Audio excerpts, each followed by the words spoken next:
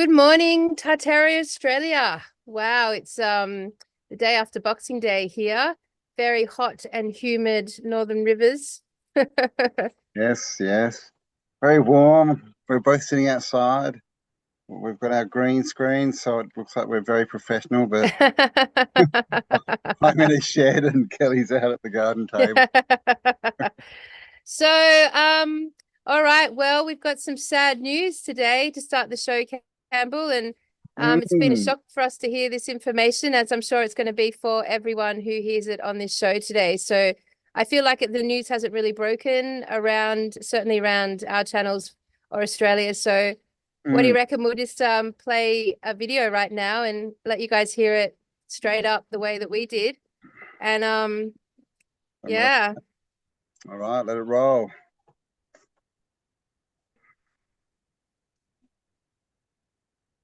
See if I can get on a big screen.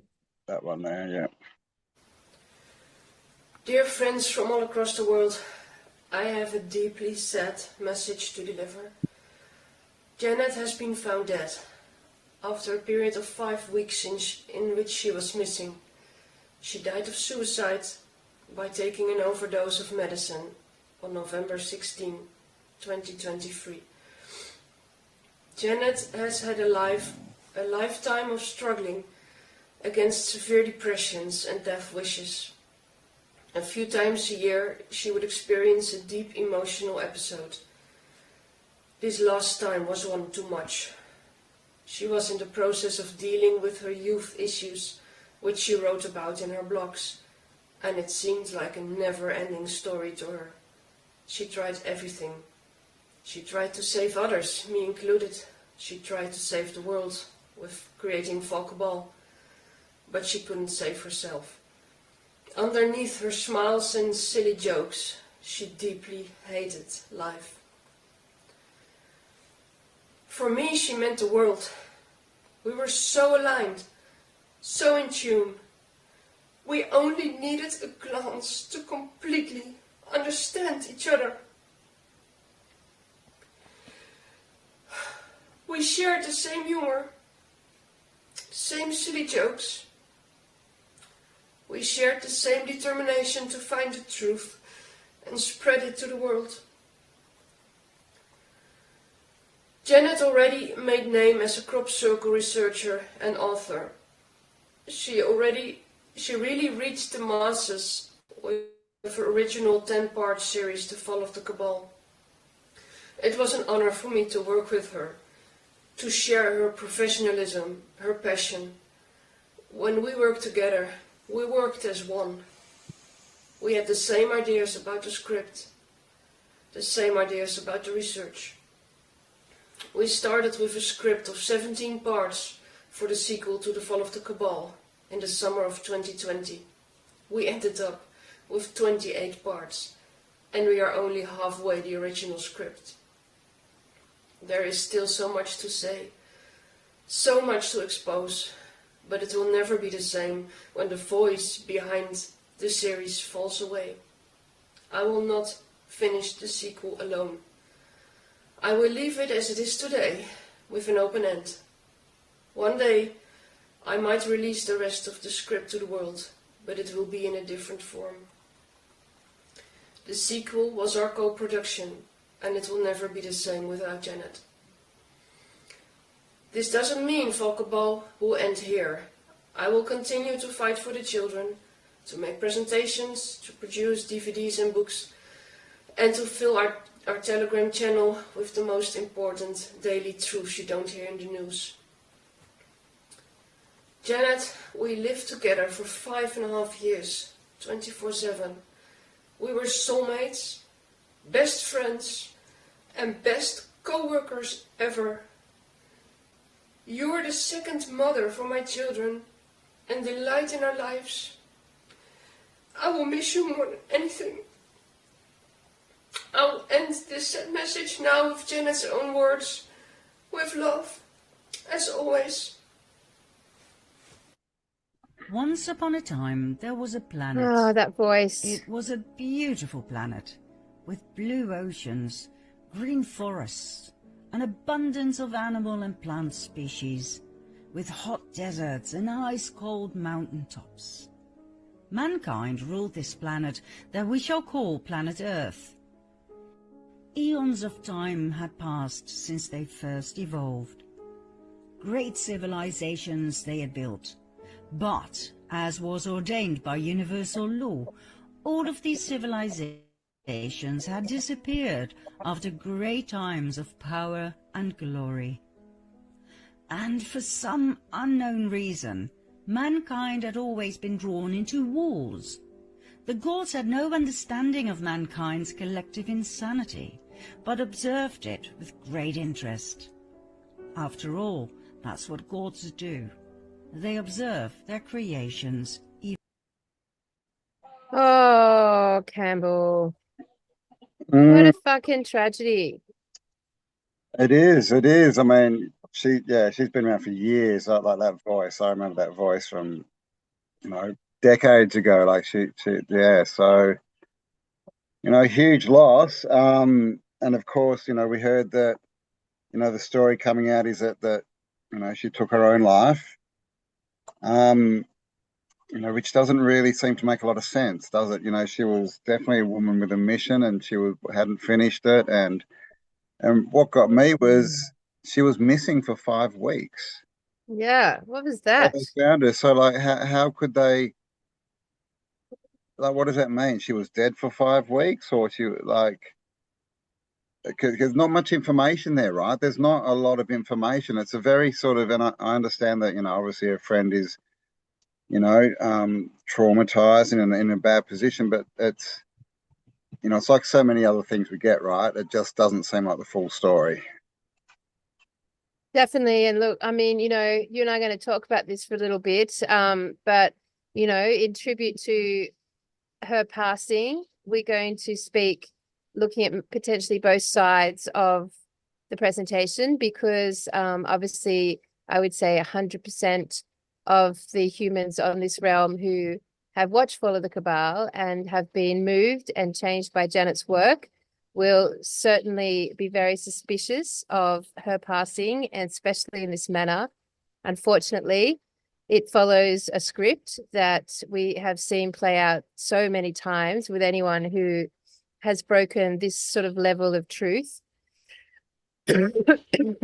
Whether or not this is even truth, we don't even know, really. But, at this point in our process through evolving through this level of consciousness here on this messy realm of ours, the Fall of the Cabal certainly was the series that, for me personally, will forever stay in my mind as the leading voice and the leading education and information that went through the COVID ordeal for myself and millions of others around the world. So, yeah, I mean, missing for 5 weeks, suicide, drug overdose, depression. I mean, and even her friend there speaking that she hated life, just so straight there at the front of the tribute that she hated life. It seems so. Yeah, I heard that, and I'm just like, that just doesn't make sense. Like, if you hate life, you don't go out and try and save the world. No. Like that.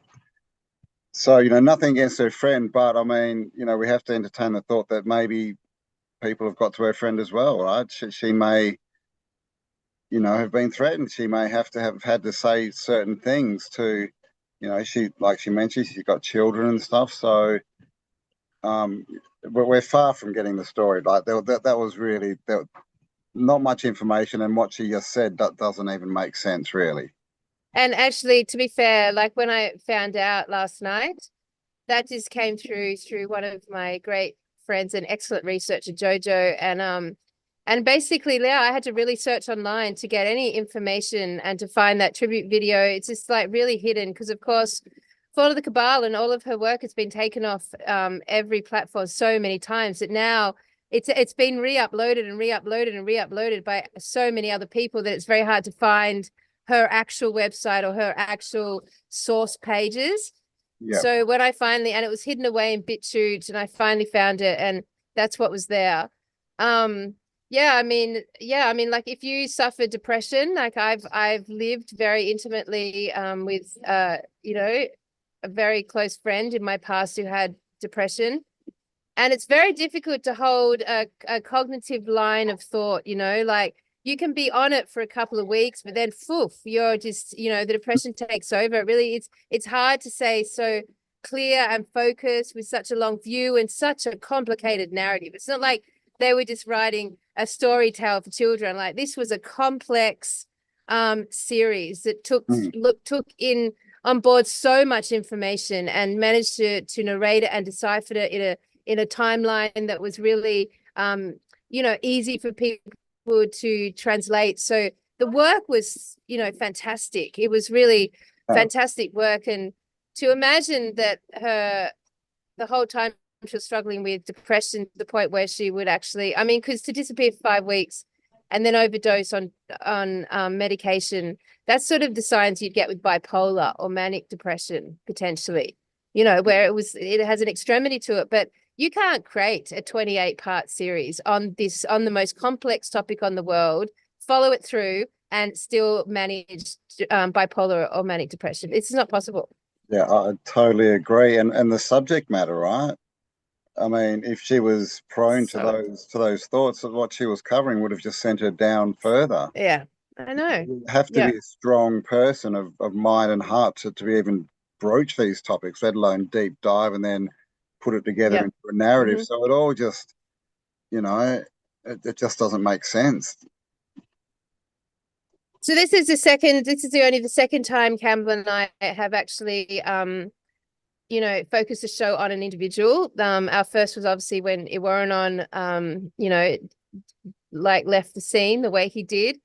And now with Janet. So for everyone, just to be clear here, how would you pronounce the last Osbard.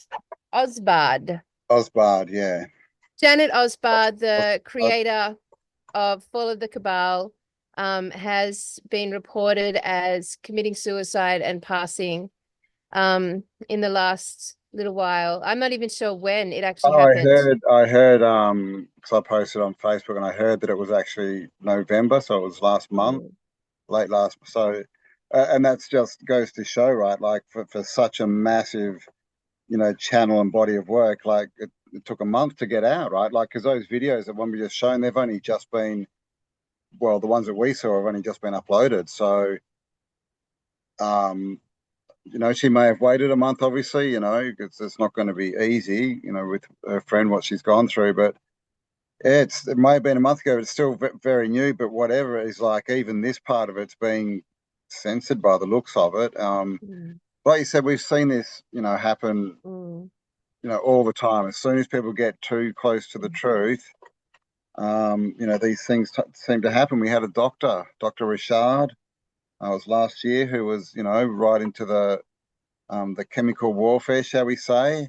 Yeah, fit and healthy, dead. You know, and that he was just one in a long line. So, I mean, if anything, what this really proves is that she was on the money, man. She was on the ball, right? She was getting too close, and we know what these people are like, right? And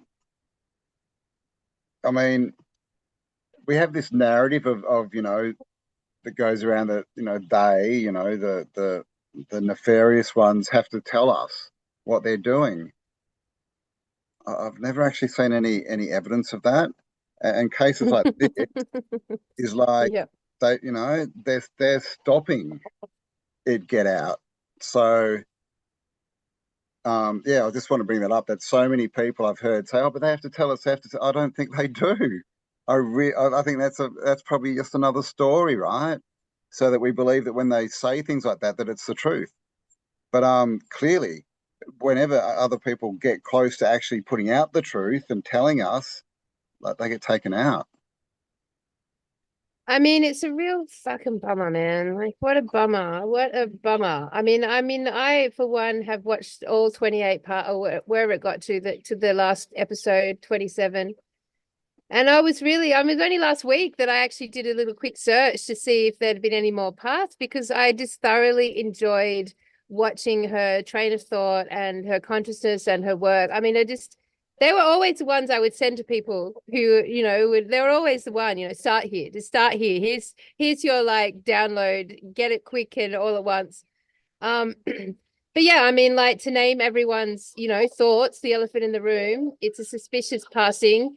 The video that came out, and again, no offense to her friend, if we're completely off the money here, we are simply just speaking out what we know the whole community will be thinking, and that will be that the whole situation feels very suspicious and very it's just following a script that happens often to the truthers who are out there.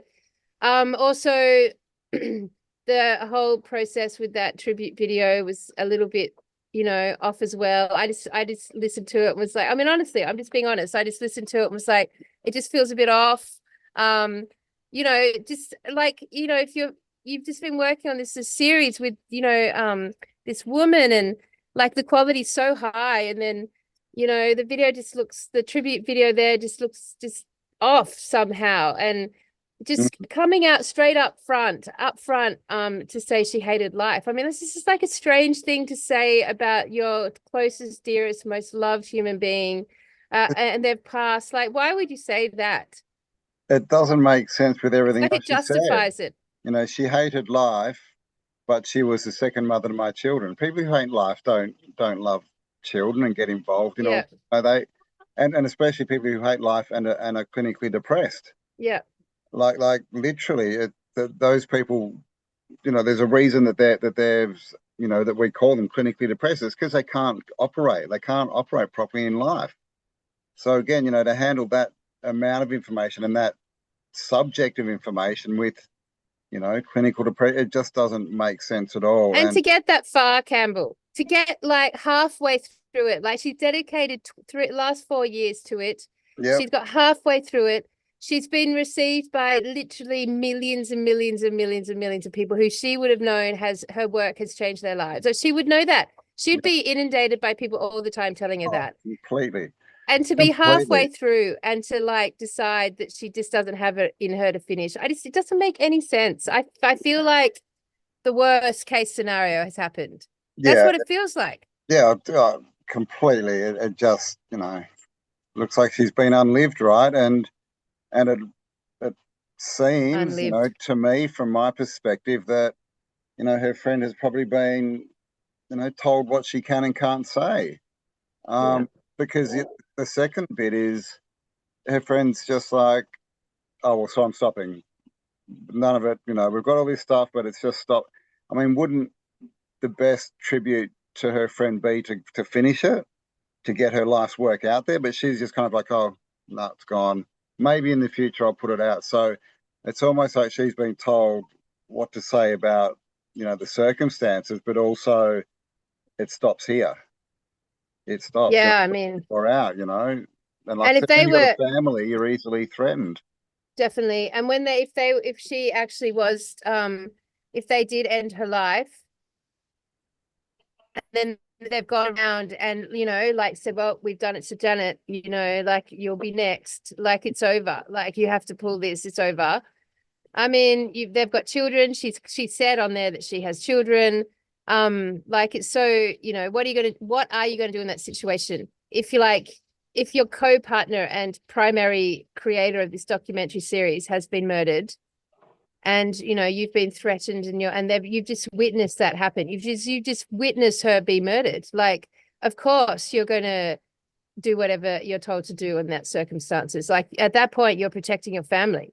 And it's interesting that we heard nothing about the 5 weeks that she was missing. Yeah. I mean, someone covering these topics, if they're missing, man, that's a big thing, right? Because the risk that they've been, you know, taken by nefarious people is huge. Yep. So the fact that we didn't hear anything about that in the previous month, right, is, you know, it just sort of leads more to the mystery and more to that this is an orchestrated event, as far as the narrative we're being given is orchestrated. Well, shit. Shit. I mean, shit. It's just like, it's just what a friggin', I mean, of all the, it's just, look, I hope, like, maybe there's a situation also, like we're going to think that she's been murdered, that there's a contradictory situation where she's been like removed from the situation. Maybe her life was being threatened. Maybe she's safe and sound.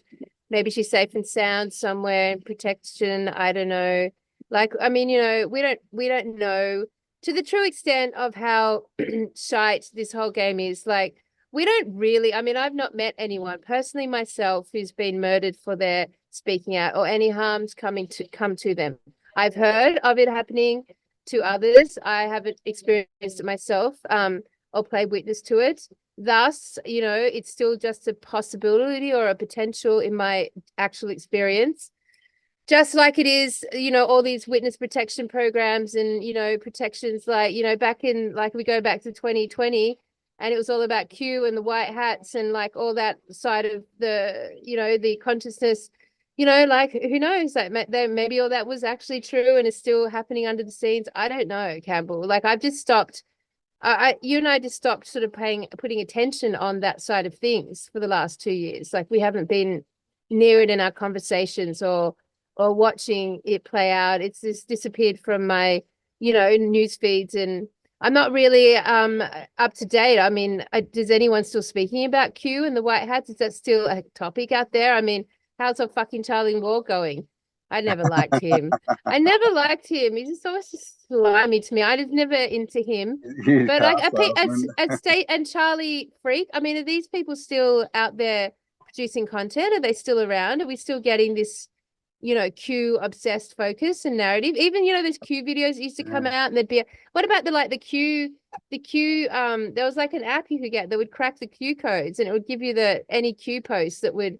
Did you ever have that on your phone? No. Yeah, it would give you any new updated Q posts, but all of that's just dispersed and disappeared. So, I mean, I don't know if it's still happening. Is it still happening? I don't I'm know. gonna have a look. I haven't seen that kind of stuff for a long time. But I mean, when all the censoring started happening and people started losing their channels, I found it interesting that the Charlie Wards of the world kind of didn't get cancelled. But then when people started asking how come he's not getting cancelled, suddenly his channel got taken out. But then he had a new one like the next day, like on YouTube again. And it's like this narrative of clearly too many people are getting too close to the truth. And that's why we had the big cancels, all the censorship and all this kind of stuff. But, the real channels that were really too close, they couldn't get back up again. They couldn't start another YouTube channel. And even on, they were getting censored even on other platforms. I think BitChute seems to be the freest. Her work's still definitely on BitChute, but again, it's under a myriad of channels because I've been monitoring it, but it looks like her originals was being taken down, and so other people had to upload them, right? Yeah. And so all these people who had the truth and they knew what the white hats were doing and blah blah blah, just listen to us and sit in your chair and don't do anything. They if they get a channel taken down, they seem to just pop straight back up again with a big audience, instantly kind of thing. Yeah, always. And it's like, oh well, yeah, we got taken down. Ha ha ha. We just started, but so there's a lot of questions about all that narrative. I tend to think it was all just BS. It was just to get people to stop doing the work like Janet was doing, right? Because if someone else is looking after you and you can sit down and the white hats will do it and you've got all this money from the Jasara coming to you, well, what then you believe the cabal has already fallen. So why would you go out and research it and put out info? It's very interesting that we can, like, even having this conversation, it's probably the first kind of conversation like this we've maybe even ever had. I don't know. But I mean, like, think of the buzzwords that were happening when this documentary series came out, like Nasara and Jasara. I haven't even heard us say those words for a long time. All the med bed technology, all the children in the underground and the tunnels, and the Q narrative and the white hats and like Trump and the Patriots, and just so much went through so strongly from 2020 through this series of documentaries. And now it's just sort of like everyone's sort of like adrift a bit. I mean, you and I, we were on the Tartarian process, which felt like such an evolution of that concept, to start to look at history and then trail all those thoughts back. It was a much broader picture. And we start 2024 now, and we start with a really interesting year to look at, Cambell, because we've got obviously we've been spending some time with Uncle Lewis Walker, the Indigenous elder around here, and he's in contact with Indigenous elders from around the world. And there's this, we are fortunate and privy enough to be able to witness the integration that's happening with these sovereign elders from all countries and all cultures, and that they're syncing up around the year 2024, because it is prophesized that this is the year that sovereignty is returned to the original law holders. And in doing that, the fall of literally, the institution, literally the governments, the councils, you name it, they're out. But on top of that, we also have the Book of Revelations from the Bible. And on top of that, we have the Hopi Indians. So the Hopi Indians have put out a message and it's being sent to all the elders of the world. And this message is basically a channel message that they had received from Mother Earth. So we're going to play that for us in a minute, because all of these things sync up around the year 2024. And then, of course, Cambell, we have obviously got the predictions from The Simpsons, which, now sit alongside Book of Revelations, really, don't they?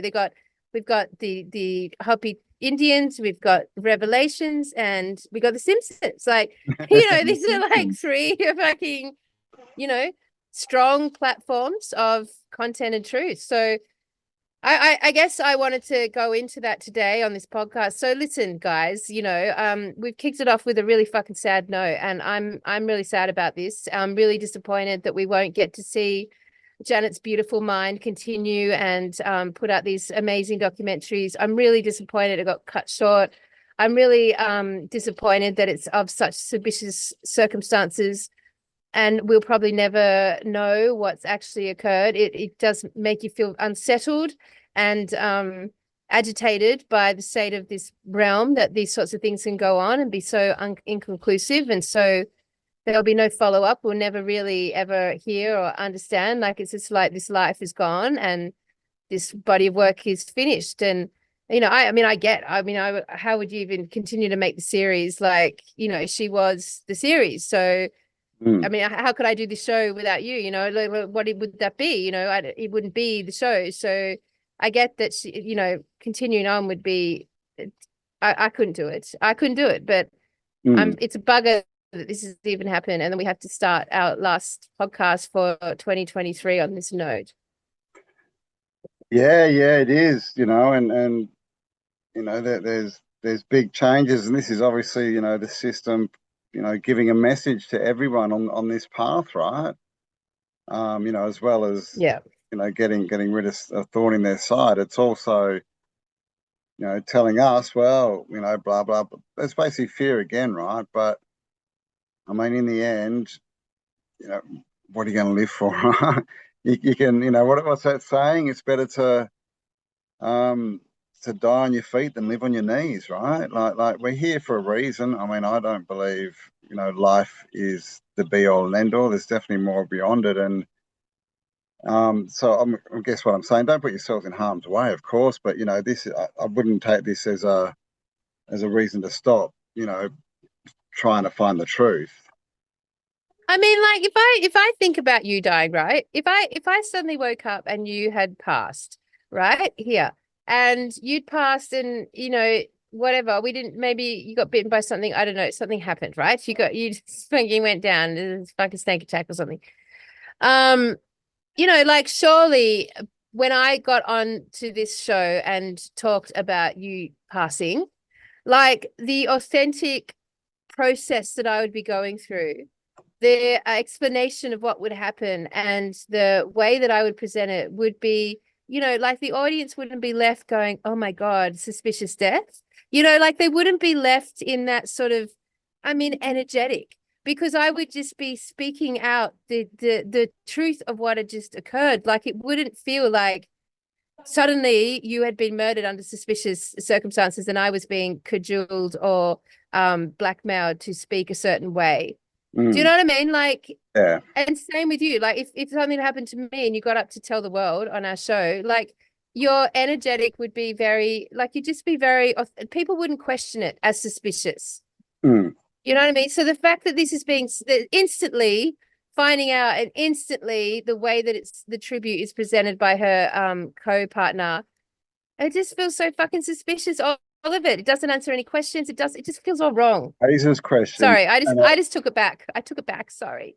Yeah, I read through a lot of the comments under that video, and you know, but the vast majority were all, you know, saying what we're saying, you know, either questioning it or just, you know, blatantly saying, you know, she was unlived and all this kind of stuff. So, but like you say, it's the message that's the problem. Like that, she opened with she hated life. Now, this is her best friend, right? Who she lived with for 5.5 years, who was her children's second mother. Life.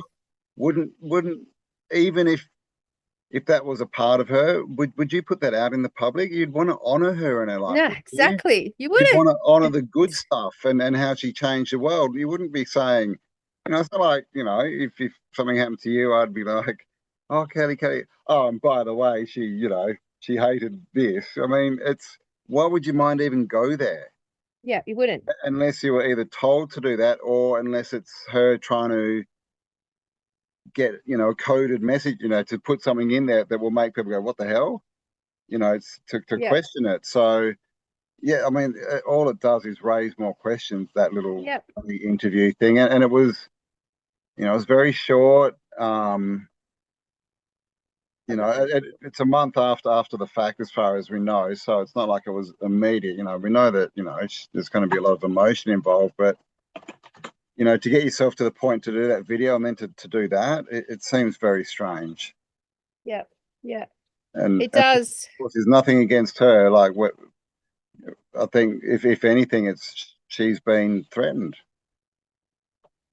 I know. I wonder if we re-watched it and see what sort of word choices she made, if there's any information like through the statement that she made. Obviously she's aware. She would be so aware of anyone who's going to be aware that putting out a statement like that under those circumstances is going to cause the whole movement to reject it. Yep. Yeah, exactly. I mean, she's been around it for, you know, just with this series for 4 years, but that, you know, I don't know if she was involved in Janet's early work, but you know, Janet has been around for a while. Like that voice, you can hear that voice on videos. I mean, I remember hearing that, you know, 10 or more years ago, like on stuff. And yeah, it just totally raises more questions than it answers. Yeah. So, and she, like you said, she would know that. She must have fucking know that, of course. Of course she would. So what was that then? What was it? Was it a message? Was it she had to put out a certain, you know, you have to say this, but she's like tried to work out how to say it in a way that will get other people looking into it. Yep. And I mean, so I think at this point, yep. I was going to say that's all it's going to do, right? It's not going to, you know, no one's going to go, oh my God, you know, Janet died, so let's never watch her videos again. It's just going to make them like, wow, she was onto it. Let's share this more. Let's watch it more. What else is in there? Yeah. It's just, and this is the thing about, you know, the nefarious ones that they don't seem to understand. This thing happens all the time, and they try and they keep doing it, right? It's like the definition of stupidity, right? Doing the same thing, or the same thing and expecting a different result. Happens all the time. They like the water car, you know, same thing happened to the inventor of that, but all that did was push all the, you know, the scientists and the engineers to go, wow, it worked. And they all went out and started working on those projects and trying to work out how to get it done. And now you can find hydrogen generators and for fuel systems everywhere. So I don't know what, you know, these people who try and rule us, they're clearly stupid. They're not very smart. They don't understand us and how we work is one thing. So it's weird how they do this, because you know, you've got to wonder what are they trying to do? What's their ultimate goal? Because all they're doing is really Oh, spreading this more, right? all I can think is that the next part of it was like too ahead of their script, like too ahead of what they wanted to be released. I mean, potentially what was coming was they didn't want out there. Like, I don't know. All I know is that she, for sure, her friend, would have absolutely 100% known that every part of that message, every part of the way this has happened, would have caused every single person in the movement that were fans of Janet's to question every single part of it. She made no special effort to try to soothe that suspicion that she knew everyone would have. She made no special effort to like try to, round it off or assure us or comfort us or even name it. Of all the things that she would have been conscious of, we would have been, this is going to be appear to be like that she's been murdered. She would have known that straight up, and she would have, by that nature, assured us somehow. She would have addressed it, but nothing like that. It basically that message has made it worse, has made it even more suspicious, and she would know that. So on those topics alone, I'm just thinking, yeah, like, I don't know. I don't know if anyone out there in our community, because I'm sure this news is just broken for you all as well. Anyone does any deep diving on this or deeper research, if you do come across any sort of more content on this topic, obviously we would love to hear from you. I just feel like, but as far as we can do right now, hand on heart, hearty, and say thank you, Janet, for all of your work in this lifetime. You certainly affected my life and the thousands of people that, I sent these videos to, and everyone who ever watched it. So from the bottom of my heart, I wanted to say thank you, and we loved you. And I'm sad, man. I can feel the tears rolling up, just that we lost a good person here, and I'm sad about that. So fuck. It's true, man. Not many people have the backbone and determination to start what she started, but to follow through with it, man. Like so much, and then being, every step of the way, she would have been, hammered, by the powers that be, and all her content taken down, and social media pages shut, and websites, everything. Like every step on that path would have been hard, which again is, can someone with clinical depression even do that? Is that even possible? Because it doesn't seem possible to me. Like, because I mean, just as a normal YouTuber, and I've, stayed away from these topics because I know if I hit them, then I have no channel, and then I'm kind of useless, right? If I can't get anything out, so I've gone more of the track of just trying to make people think different questions and just question everything, right, kind of thing. But to go full on like her, like every step of the way, she would have been getting hit down, because even when you don't speak, get that deep, there's trolls everywhere. Like there's so many people who relish in trying to make you feel bad, whose lives depend on getting your attention, right? By making stupid videos and stupid comments, and this happens, like this has just happened recently again to me. And I've had to go through and copyright all of my material because people were taking my material, my videos, and using it against me. And then you copyright them and take it down, and they get all offended. And that's on. I'm nothing, man. I'm tiny. So imagine what she was going through, and to say that she could do that and keep going with all these issues. She hated life. I mean, makes no sense at all to me.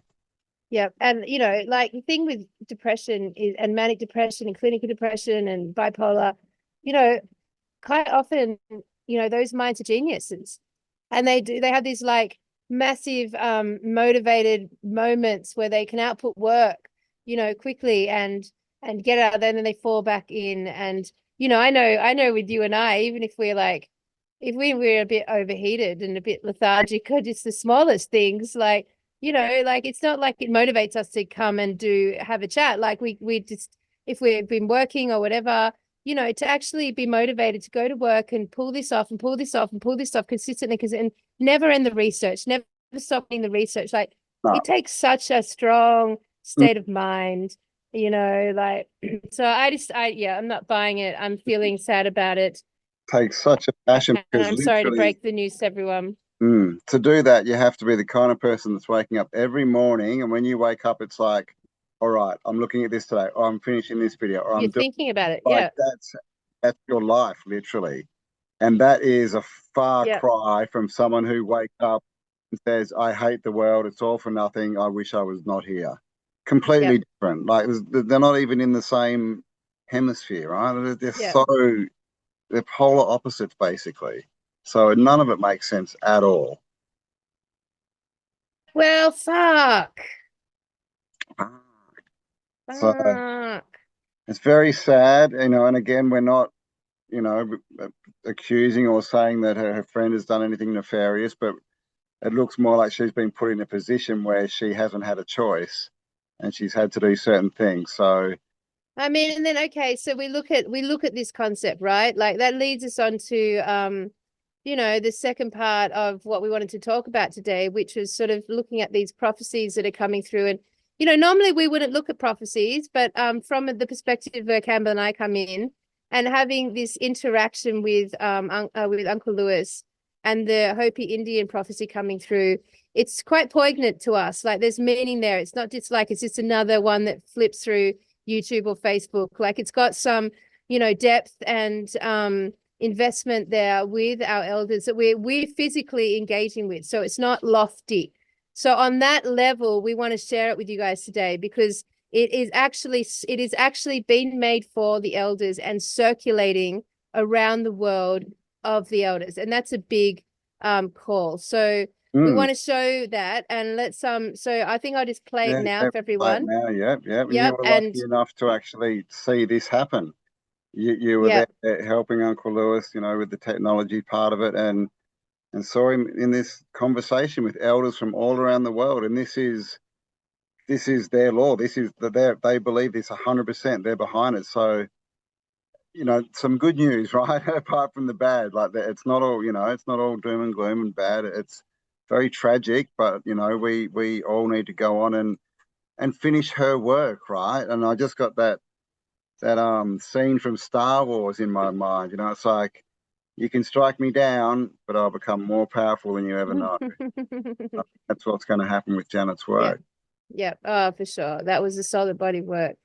So, all right. Well, I think I'll play the video and then so it's a little bit of watching, guys, unusual for us, but we'll play the video, then we'll have a chat about that. And let's just cross-reference that with, you know, everything else. Because 2024 has come up. I mean, we've got Nostradamus as well. Like there's a lot going on for the next sort of 12 months going into 25 that, you know, it's definitely worth us having a look at from all angles, of course. So, all right, let me just share the screen. First of all, I'll bring it up and find it, and we'll share the screen. Okay. All right, guys. So this is about 5 minutes long. So settle down and we'll see you in a sec. So this is a message from the mother from Earth to all her children. Yeah. All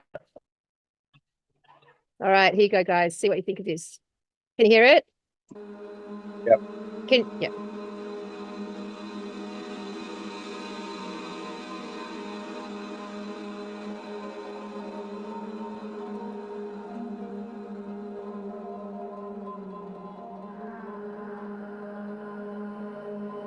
So this is released November 7th,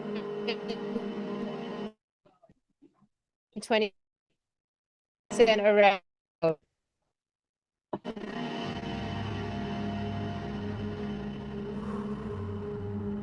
I am the mother.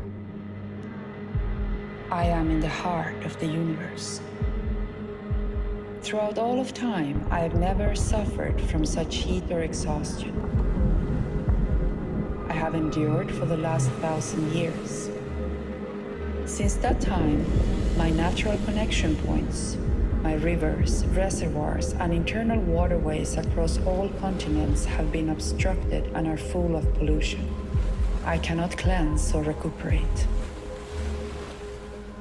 In December of 2023, I will start to rise and move and turn, sending this message out to all my children around the We've world. certainly had that here. The storms, the earthquakes, the hurricanes, and the rise of the ocean will come. If the governments, the sultans, the princes, presidents, and kings of the world do not listen and act, in 2 years' time, only 30% of the earth will remain. 2 years' time, Campbell. I am the mother. I have always endured despite arrows being put in my eyes and in my body. I am not seeking to defend myself. I remain calm. But now, I must recuperate. There are 2 ways for me to heal. The first, I could take the law of nature into my own hands. This way, I will go in search of my medicine so I can cure my body, heal my energies, and all that I'm suffering from. There will be great changes upon the earth. You will feel me recovering. You will feel me moving. I will not do this to cause harm to you. It will mean I am recuperating my body. Or the second way.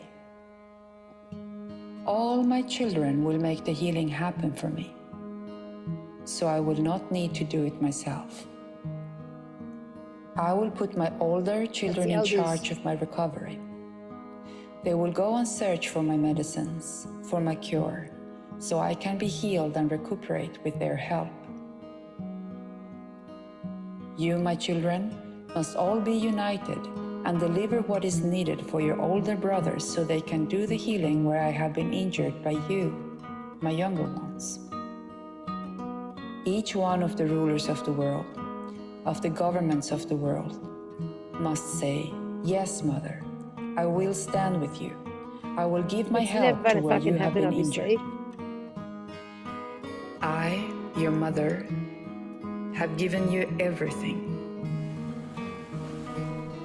When these changes start to happen, we will see whether you listen and act, or whether I myself will have to do what I must to recover the balance on Earth. If in just 6 months from now, by June 2024, you say, yes, we will provide what is needed, then my oldest children will be able to help cure my body.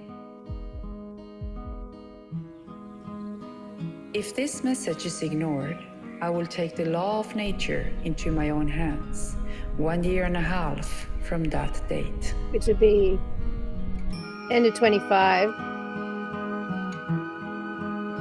This is the message that the Mother has given, she who is in the heart of the world.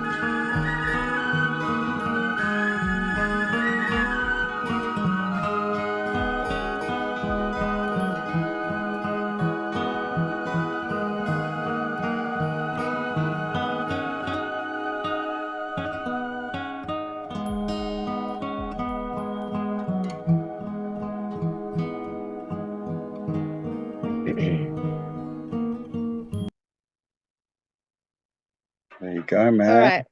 Well, I mean, I did turn that off, sorry. So, okay, now that's something that could easily run through your Facebook feed and just be another one of those messages that we've all heard before, blah, blah, blah. The reason we're bringing it to your attention is because of its link to the elders, and that's not a group of people who you're going to fuck around with. And like, they're not the sort of, individuals who would just take any sort of message or heed any sort of video or like get caught up in, you know, any sort of fear mongering or anything like this. You know, their foundation is in harmony with natural law. They have harmony with their communication with the animals, the seasons, the plants, and the country. They have, you know, foundations in their own prophecies and their own processes and own laws. And so for the elders to be heeding this particular message and passing it on and moving it through the tribes here in Australia and moving it through the tribes all around the world, there's a lot more gravity to it. So, you know, this particular message comes with the idea that like halfway through next year, the decision has to be made. And if that decision isn't made, and unfortunately, to include the governments, princes, kings of the world is really unfortunate, because that means automatically we're just like, well, that's never going to happen. No. And so then it's saying, well, then at that point, the earth is going to continue forward in the mother will endeavor to start to heal her own body, which is obviously another thought process, because now we're looking at the earth being the dominant consciousness overriding, you know, this parasitic energy, overriding, you know, their manipulation of it, and is completely conscious and able to take matters into her own hands. So that's number one. And this is sort of, so like without the message being heeded, from this message, you're looking at sort of the year 2025 or the end of 2025. She said a year and a half from middle of next year. So mid 2020. Yeah, so it'll be end of 2025. Going into 2026, the earth is going to be undergoing some massive earth changes. So, and which has not, you know, like if you've been in this consciousness for a long time, the impeding earth changes events not only runs through our talks with resets, but runs through all prophecies and predictions from all different, like, you know, factions of consciousness, you know, and and the earth changes have always been consistent. You know, watch the oceans are going to rise. We're going to have a lot more storms, volcanoes, earthquakes, blah, blah, blah. But, you know, the biggest one, I guess, the Watch the Water was massive during the Q days. But like for me, the one that's come out the strongest through the people that I have always, you know, enjoyed listening to is that we're looking at massive electricity in the air. Jay from Jay Dreamers would say the plasma apocalypse.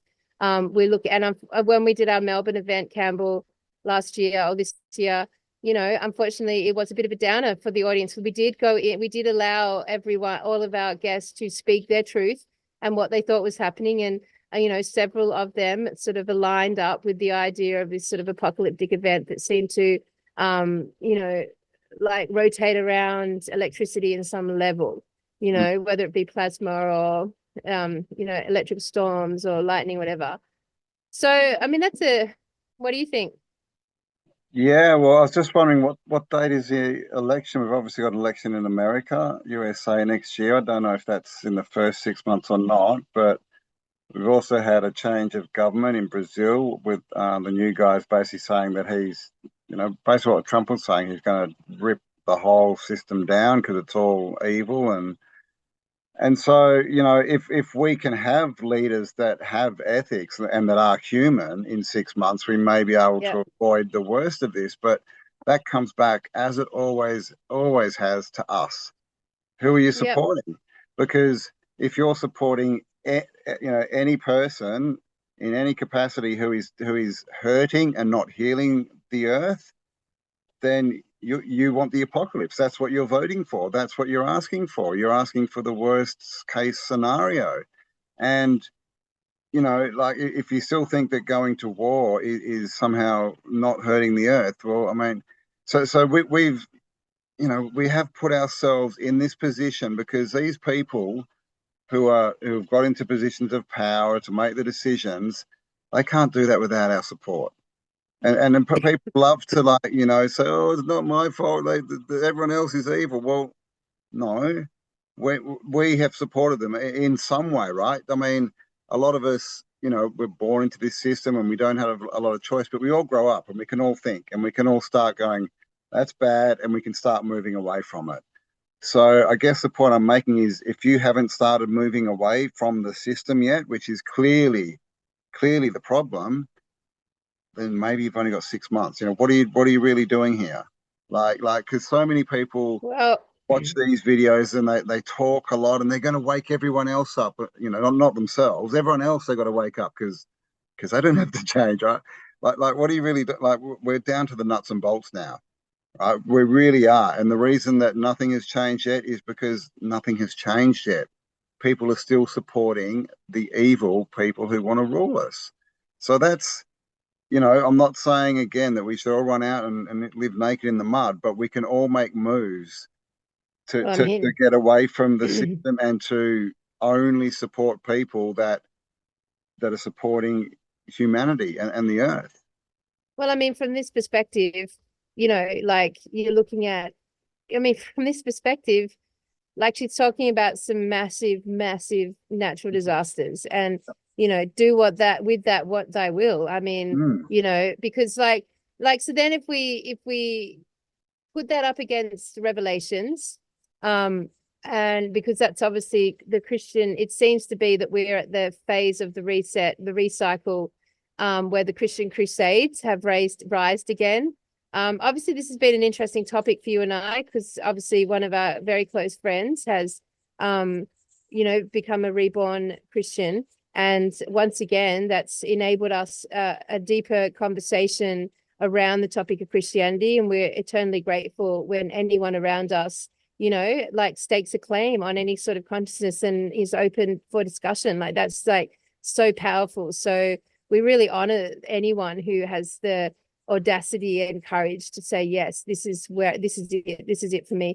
So on the Christian topic, because it does feel like the Crusades are back, and the Christian Crusades are about to run amok all around the world again. I don't know, I just get that feeling.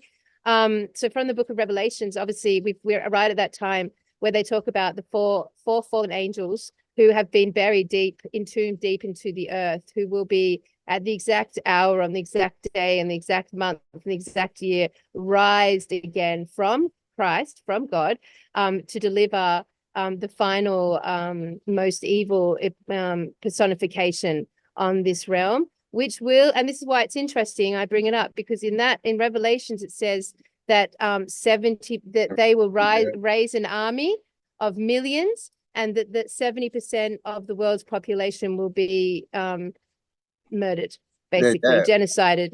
70%, which is really interesting with 30%. The Hopi trace, because they said 30% would survive. So again, the same 70-30% number ratio breakdown.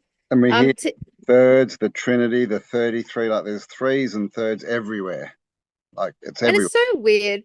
How weird is it that like the script is so set that like they can all be on the same numbers? That they know that, like, even in the Hopi, I'm not going to hold the Hopi one up as any more special than the Revelations one, because like they're all still words to us. But you know, for them to both say 30% of the population would survive, I mean, that's such specific numbers. Like, we are literally operating from a script, literally. I mean, it's trippy and annoying, you know? Yeah. I mean, you know, Jason's work talks about the cycles, and this happens all the time, and it's a simulation, which is basically a script that we're playing out. You know, a lot of other, you know, channels talk about that. This is literally, we're just running a script where there is no free thought or any of this kind of stuff. And it's interesting that it's all coming to a head now. And when we've seen the changes in the last couple of years, we've seen what, you know, people are doing, you know, in those who wish to rule us. Are they trying to fulfill the prophecy themselves? I would say 100%. Yes, definitely. Can they do that and win? I would say 100% not. No way. You can't fight Earth if you're a little, you know, amoeba on it. So it's going to be interesting. But one thing I'm pretty sure is true is that these people, they're not going to give up. You know, the ones who rule us, they're not going to give up their power and say, "Oh, we're sorry. Now we're for the Earth. Let's go out and fix it." Like, of course, they give us that narrative, right? But why do you think they give us that narrative of, you know, oh, global warming, so we're here to help you, you know, all this, you know, obviously nothing ever gets better, but they're doing that to get people to follow them. right, to support them. And Yep. and so this is Yep. this is sort of what I was getting to. Like, if you're supporting them and their narrative, you're putting yourself in the 70%, as far as I can see. And I mean, But I mean, I why could would we call even crap, choose but these numbers? You know, what the fuck is that? Like, you know, literally we're talking about some sort of, you know, predetermined script that everyone's just like taken and trying to manipulate. Like, you know, like, okay, so let's just talk. So apart from the revelations and what's, you know, meant to happen, then the Simpsons obviously have their predictions of 2024. You know, I don't know what technology they're using. Obviously, we're all aware the Simpsons are very accurate with their predictions well into the future, and they talk about 2024, and some of those things include an AI takeover, which we may have already experienced, but theirs was literally in the form of robots. One of the predictions I read was that the fallen angels, the army that they raise, are actually AI robots that humanity there's no way across the board humanity could slaughter the whole world and, you know, be considered humanity.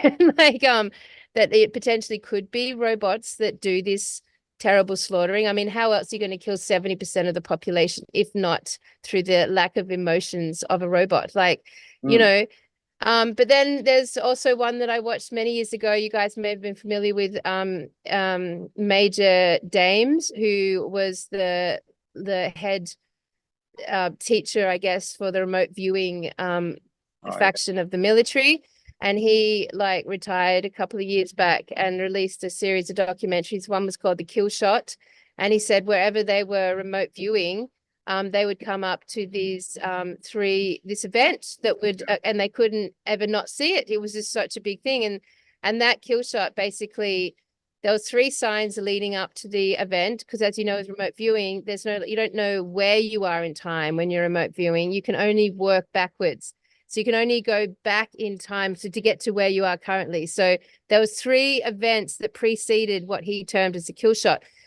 So on that last event, he said that what everyone was seeing when they remote viewed was that all the armies of the world, no matter what war you're fighting, it's so crazy that we even have armies of the world. But anyway, all the armies of the world were all suddenly, all at the same time, stopped what they were doing. They all just looked up to the sky. All of them systematically looked up to the sky, you know, basically freaked out, turned white, and then immediately returned home. No matter where they were in the world, no matter what was going on, no matter what war they were in, they all desired to return home. And then there was this thing called the kill shot, which in his remote viewing came down to the sun. So it was either a solar flash, solar flare, an EMP, or maybe there was 2 suns, but something happened with the sun that was global enough that affected every single human being, and it put an end to war immediately. So, I mean, that's another one that I've heard a lot about. Yeah. I mean, even with Project Looking Glass, they were talking about an event that they couldn't get past. Yeah. You know, that there is something there that we have to go through, right? Because if we don't go through it, then everything stops, right? Like the Earth, you know, stops being the Earth, basically. So, you know, we've definitely hit, and I think most people, you know, feel it and realize that we're at a point that we have to make a decision. Where do we want to go? Which direction do we want to take? And when you really think about it, it's not even a decision, right? It's just like, are we going to go back and be human and stop listening to these people that are just destroying the world around us and ruling us, or are we going to keep going down that path? I mean, that's really the only decision, isn't it? Like, you're either for the Earth and for humans, or you're not. And I mean, like, honestly, Campbell, at the end of the day, I don't know anyone who's not. I mean, that's the thing, right? When we start to look at these prophecies and this whole process and all of this shit that goes on, like, if you take it back to your actual life, which is really all you've got to truly, you know, have turned into your own wisdom. That's all you've got, your own personal experience. No one in my life stands against the earth. There are different like degrees of that. Obviously, there's people, you know, like me who like live and fully are immersed in and on country, and just that's the lifestyle I love and have chosen. There are people like my family and friends in the cities who completely conscious of the earth and being in alignment with it, but not so sold on this worldwide agenda and not quite, in the realms of, the rabbit holes we go down. But none of them stand opposed to human life and animal life and nature. Like, none of them want to be in war. None of them would commit crimes that we hear about circulating in these sorts of predictions in a million years. Like, literally, humanity is not who are being referred to here. So to me, humanity was born already in the right frequency of the right choice. Like, you can't help it. You grow up as a kid, you're innocent, you love your animals, like your family, like you're already that. Like, no one we know and no one our audience knows, I highly doubt, they would put down to someone who is capable of joining an army of this description and carrying out such diabolical. It's all in the movies. Yeah, I mean, do you clearly disagree? that there is a lot of people, and they're probably from, older generations than us, that don't see war as a bad thing necessarily. Oh, but they've all been through war, But Campbell. they just think it's normal. But Right? they've been think through war, and and it's fucked them up. yeah, I know, but still, they still, support, different, regimes. We have to go and do this. I mean, it's getting less and less and less as we go along. But I mean, to me, when I was like, God, I was like under 10 when I realized war, and I'm like, what? Anyone who can push this forward in any way is just evil. And why I know. most people don't have that. Most people are like, oh, but but we have to. I know. And so that is supporting the system. So I think that's what we really need to ask the hard questions. Like, I was talking to a cop, right, the last time I got abducted, and he was like, oh, well, I've had Abducted. I've had the kill shot, but I had to because I've got a family and I've got a job. And I'm thinking, clearly you don't have all the information on that, but you have made a decision that obeying to stay in the system is a much better option than standing by your morals. And that, I think, just that bit is the problem that most people do. Sure, they're doing it for their family, but it's like, if you're supporting the system that is killing your family for your family, if you know what I mean, like, there's I totally know what you mean. thinking that they don't understand it, but it doesn't mean that's not what they're doing. But there's like another like, this is a whole other level, isn't it? Like, when you talk about a police officer who's fucking just working to get paid and is like morally not as, is morally is corrupt, basically. Yeah, well, but to him, he's doing the right thing to help his family, right? Could you imagine an army being raised that would actually genocide the entire world? I've seen the cops in Melbourne in 2020 beating people up, pushing over grannies. I've seen the same thing all around the world. I've seen, yes. But they were convinced that they were trying to say. But what are they going to tell an army that's going to slaughter the world? So what are they going to tell an army? That we're all evil. That we're all got some weird disease that's going to kill them. That whatever. That they're going to tell them whatever works is what it is, because you can't get an army to go and fight for no reason. That there has to be some moral grounds for them to do it. But as we know from all past wars, that's just a story. And if you can get people to believe it, then, because in America, it's probably a bit different now, but, definitely back in the 80s and 90s, it was still looked on as a really good thing to go and serve your country, which basically means go and sign up to become a murderer and go and, join the army, travel the world, meet people you've never met and kill them. Yep. No, I agree with all of that. I do. I don't know. Like, it's time for tough decisions, and people really need to get real with themselves, I think is what I'm trying to say. But, how many, we don't even know what the population of this realm is. Like, any statistics or facts we've ever been given about the populations of countries are fucking bollocks. I just know it. Like, that is just another programming tool. We've literally got no concept of how many people are on this realm, how many people are here. Of course, by purposefully. Why would it be of benefit for the ruling agenda to really keep the population up to date with how many of us there are? Like, and this brought us back to a conversation we were having about the Bible, because like it or not, wherever you are in consciousness right now, if you're going down the truth like pathways, you are going to come up against the Bible and Christianity specifically now, and dramatically moving into the next couple of years, as what is in Revelations in the Bible, all those prophecy will appear to come to pass. They will appear to come to pass, and as they come to pass, more and more people will be convinced in the accuracy of the Bible. Yeah. And this is an interesting thing. And because if you take the Bible as the truth, then you're like immediately taking this idea of demons and God as truth. You're immediately putting these two polarized perspectives of there being this savior God, who, if you do not take into your heart as your Lord and Savior, you're doomed to purgatory for the rest of your existence. Bear in mind that Christianity only has one lifetime. So like depending on whatever circumstance you're born, if you're just unfortunate enough to be born in fucking India and grow up with Gesla, then you're going to permanent purgatory in hell for all time. And then you set up this the opposing polarity of the demonic satanic realm, which both of them wield ultimate power. And we are once again just like the little fodders, the little ignorant sheepling fodders in the middle of that are basically having to negotiate these two huge superpowers, I guess, that like dramatically impact our lives, and yet we don't know anything about it. You know, like the Bible, the whole process of Christianity is so full of conjecture, and so, you know, it's so full of judgment of yourself and others, and so divisionary, so unclear.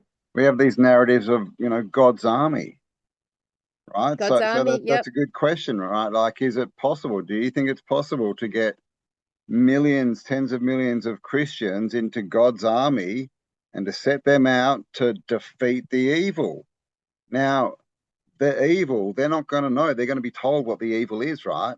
Just like the and Crusades. So the whole problem with that is you could do that to both sides, right? Yes. But the problem is that none of them are seeing that the act of war is the evil part.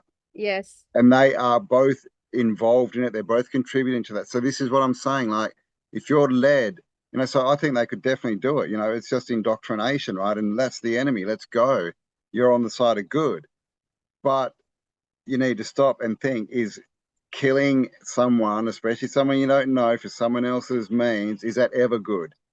And they don't stop and ask that question. They're so involved with, I'm fighting for God, or I'm fighting for whatever, right?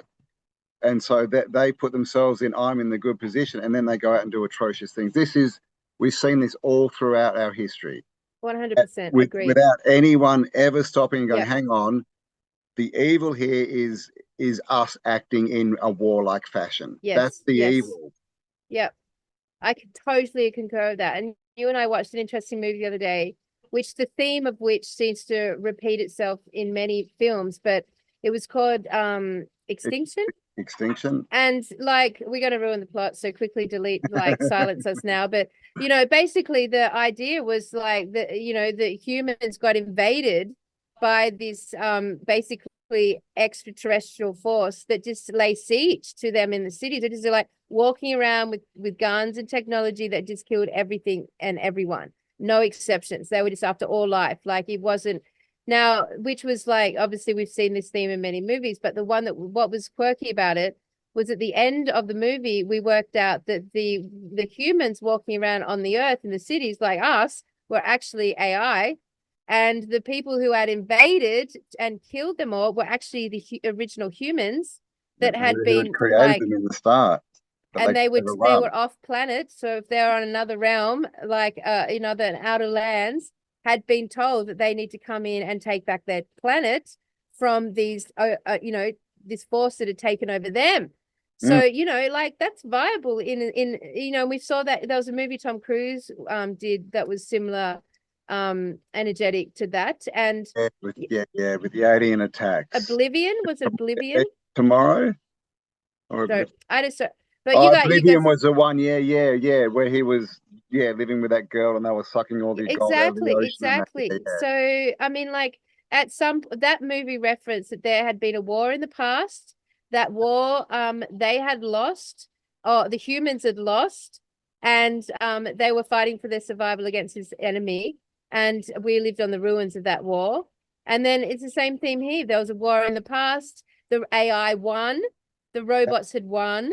The humans were removed from the realm, who knows where to, and then eventually ended up coming back to take back their planet and destroy life on the planet. So that inversion is definitely viable as a possibility.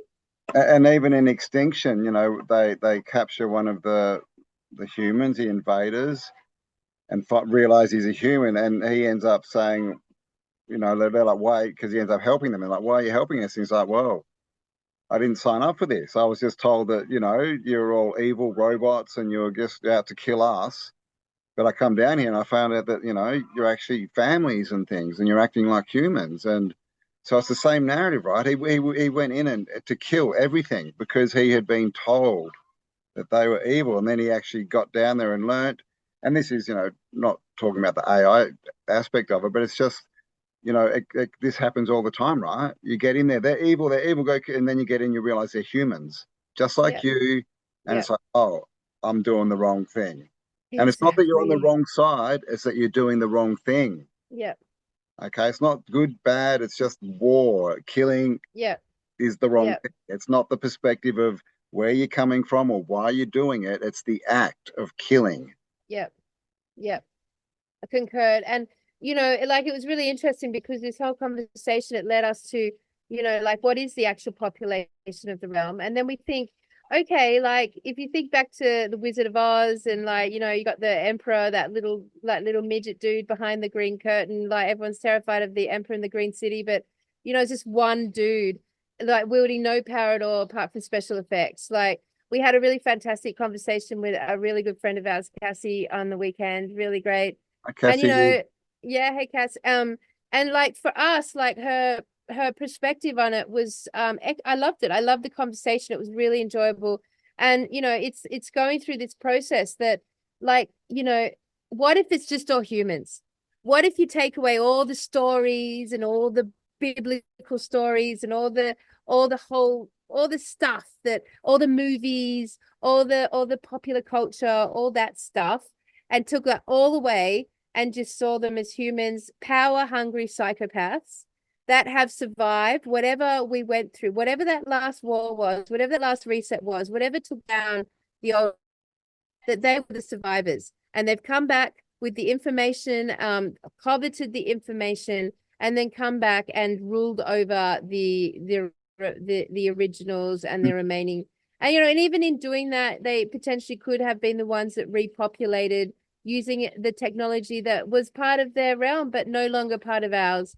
So genetically modifying or genetically producing these, you know, babies like that we saw all around the Tartarian stuff, like, it's not inconceivable. If they just had, you know, that technology more advanced than ours, and then, like, kept it, retained it, were underground military bases or whatever it was, and then resurfaced as the elite but power hungry psychopaths, and if they just you know, kept the bloodlines going down, the knowledge going down, and creating these, you know, intense thought forms through ritualistic magic and focus, like what we would see as satanic rituals or whatever, and those thought forms have manifested themselves into energetic expressions that we could put down to demonic interference, but actually it could just be psychopathic humans, like, you know, you manipulating us through technology, manipulating us through special effects, through military technology, manipulating the weather through weather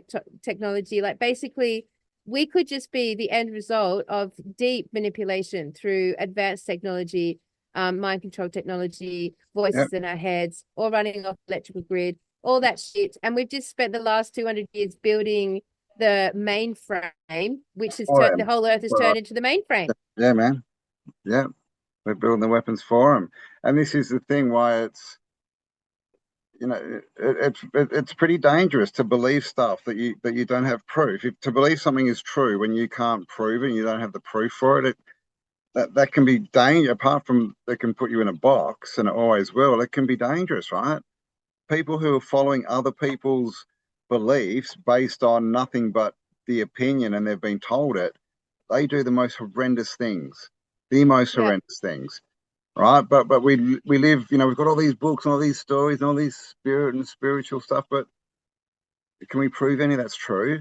What we can prove is there are physical humans that are evil, they're doing the wrong thing, that they have no morals, no ethics. It's all about them. They will, you know, cut down anyone, stand on anyone to get themselves up higher. That's provable. We can see that. Yeah. We can read about that in government policy. Yep. They Literally, deliberately destroy the environment, deliberately all the destroy the earth. time.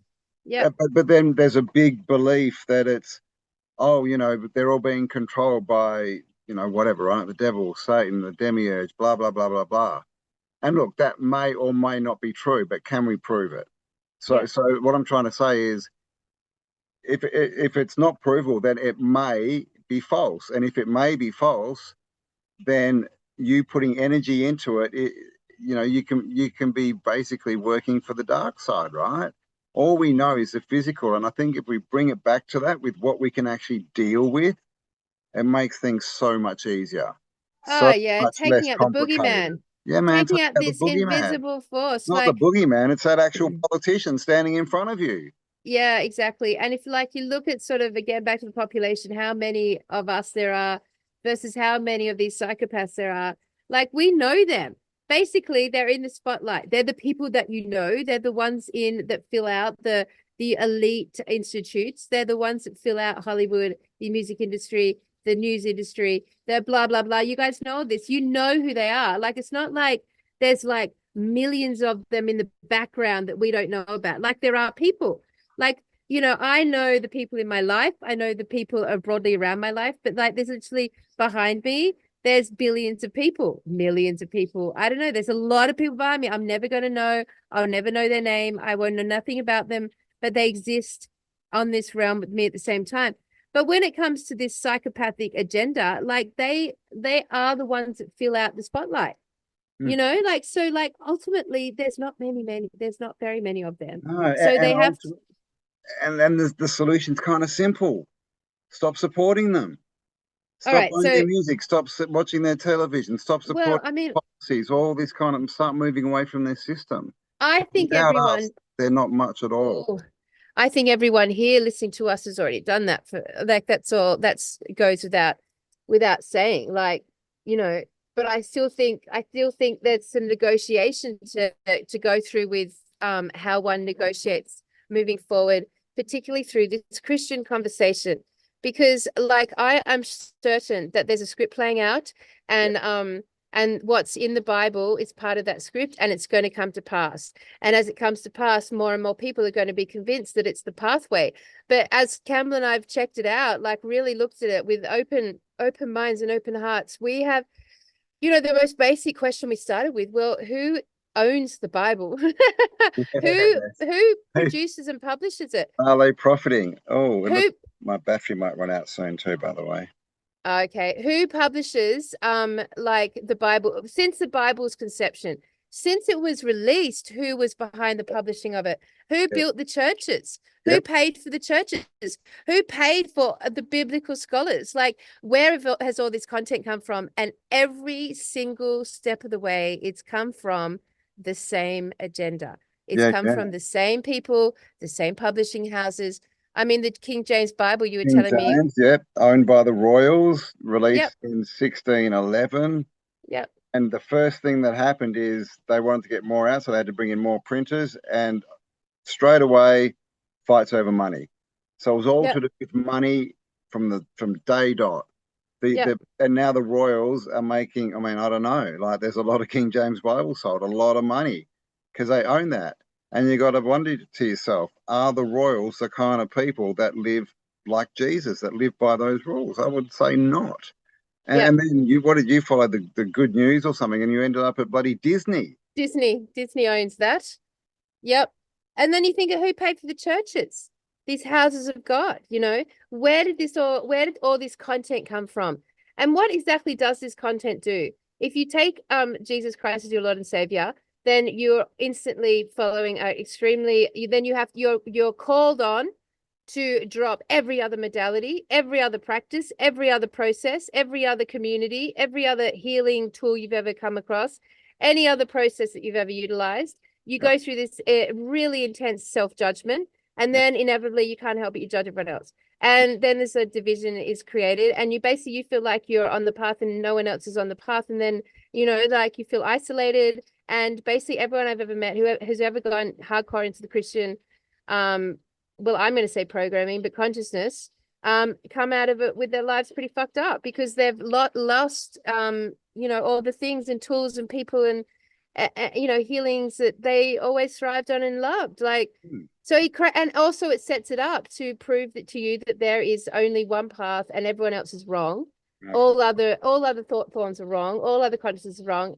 And that, at the end of the day, you're going to be sitting there at the gates of heaven on this day of revelations, this great big day where Christ comes down and marks you. And you're going to be standing there watching like 90% of everyone you loved and cared for, family, friends, and children, and then the whole world being sent to purgatory for the rest of their lives by default. I mean, what a miserable vibration to enter heaven. And one of the main dogmas of Christianity is don't judge, turn the other cheek, love everyone. But by becoming a Christian, you can't do any of that. Like you said, you have to judge people because anything that's not Christian doctrine is evil, right? And this is the problem. But, you went to India recently and you were saying that there's so many different religions and so many gods that everyone is really nice to each other. Everyone respects each other and respects each other's beliefs because they have. And so that they're living a lot more like Jesus preached to live than most Christians. 100%. It's 100%. It's crazy. Yeah, and that just shows the programming, right? That can happen. When people believe this, you can raise God's army. Indeed.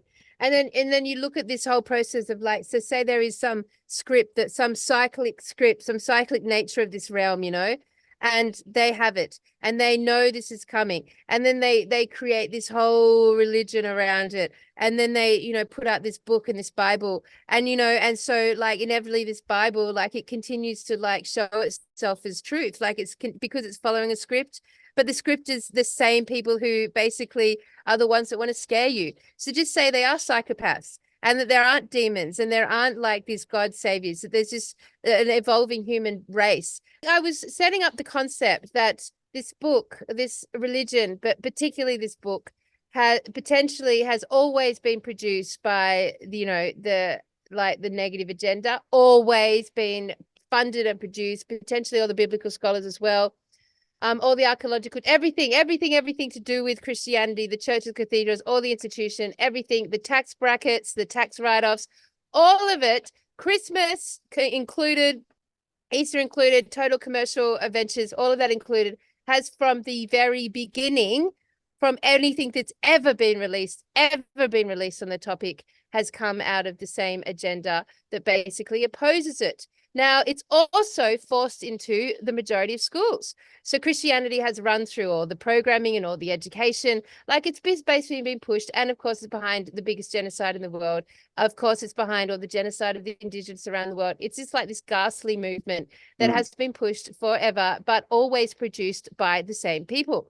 So if you look at it like that, and you can conceptualize that actually we're only talking about psychopathic humans here. We're not talking about, like, when they set up a concept like the Bible and religion, they're literally setting up this concept of demons and God. They're literally setting up these almighty powers that we, the humans, are the victims of, and we have to make the right choice. And if we don't make the right choice, and we have to make it without any information, if we don't make the right choice, with the information we have, then we're going to hell for all the time. We're going, like it's so.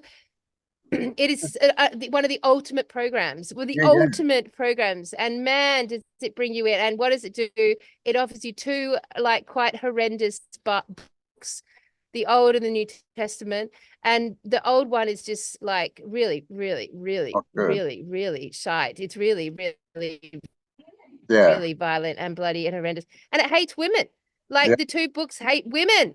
And so where's the goddess in the movement? It doesn't fucking exist. Like, they literally hate women. And what do they tell you? It's a good Christian person now as a woman. You're there, man, to be a good Christian wife. That's your role. Be a good Christian wife. Serve your man. Told what to do, man. You need direction. Can't think. What do all the women do in the Bible? What are all the female characters? They're prostitutes, they're whores, they're wives. Yeah, exactly right. But I mean, you think about it, like if you were a small minority of psychos and you wanted to take over the world, Exactly. how would you do it? I mean, clearly they don't have the armies, right? At least when they started. So what do? You invent something.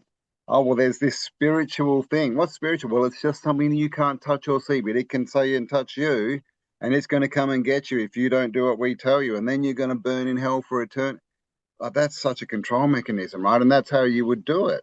Because, like I said, they wouldn't have had the physical armies at that point. Exactly. And it takes your relationship and your truth away from the earth. It takes you far away, because according to the Bible, this is a place you're trying to escape from. This is the hell realm. This is hell. This is hell, and you're trying to get to heaven, basically. And what does that say about the power of the earth? When in reality, something caused the last reset, and it wasn't just a technology. Obviously, the mud flood is part of this concept. Like something caused an earth event. Yeah. You know, and then of course all the indigenous, they would always say, look, you know, like, we met Jesus, he's a good guy, he was just a brother of three, like he's a good man, like he existed. But, you know, was he part of their creation stories? No fucking way. And did they ever create a religion around him? Absolutely not. And they would tell you that in their terminology, the Bible is tribal, as in the Bible is the living organism of country, of the earth. That's what it is. It'll tell you everything you need to know. You understand how to listen to animals, talk to, you know, listen to nature, observe the way the bark's falling, observe what, you know, beetles are out, observe what the animals are doing. Then you will have foretelling of what's to come. That nature itself will give you all the input and the power of foresight and psychic abilities, basically. Yeah. I mean, for the indigenous people, spirit is nature. It's the earth. It's tangible. You can sit in it. You can observe it. You can get lessons from it. But all religions, oh, no, it's somewhere out there, somewhere that you can't go. Yeah. So we'll interpret the messages for you. All right, just listen to us. We promise we won't lie to you. We'll tell you all about it, but you can't go there. You can't observe it. You can't interact with it. But you know, if you don't do what we tell you, then you'll burn in hell for all eternity, or whatever, you know, the thing may be. And you know, that's, again, it just puts us in such a place of powerlessness, right? You can work with nature and have reverence for it, and you can get subsistence. You can live off it for your whole life, right? You can't live off praying. You know, man cannot live off prayer alone and worship alone, right? You know, and that's not to mention all the atrocities, and this is across most religions. The thing that really gets to me about all that stuff is, you know, they always come out, right? Oh, sorry, we're sorry. Not one priest has ever gone to jail, ever. They've not even lost their job or their position, right? It's never nothing ever happens. It was like in Australia, right? We had like the Prime Minister come out, you know, little Johnny Howard, and say sorry. Doesn't mean anything. Nothing happened. But all the people, oh, we said sorry. Oh, I said sorry. Oh, I think it was Kevin Rudd, even worse. Was it Kevin? Bloody Kev. But I mean, it's true. Like, where's God's process? If God existed in all truth, like, man, if God existed, certainly, like, he would be striking the church down for what it have done. If Jesus was around today, he would be in the Christian churches flipping the tables and trying to find the, you know, can I even say that word? You know, the pea priests. You know, like, that's the most ungodly thing in the Bible. It says, "Blessed are the children," right? It doesn't say, "Priests, go and have your way with the children," which is what they're doing, which is just the ultimate sacrilege. But all they do is, "Oh, we're sorry, won't happen again." But Christians would tell you that's not real Christianity. They would tell you that's the perverted, you know, psychopaths within the religion. But if we look at like go on. Problem to me is they both use the same book. They do. Same values, same rules, same book. Yep. same dates, same moral code, same everything.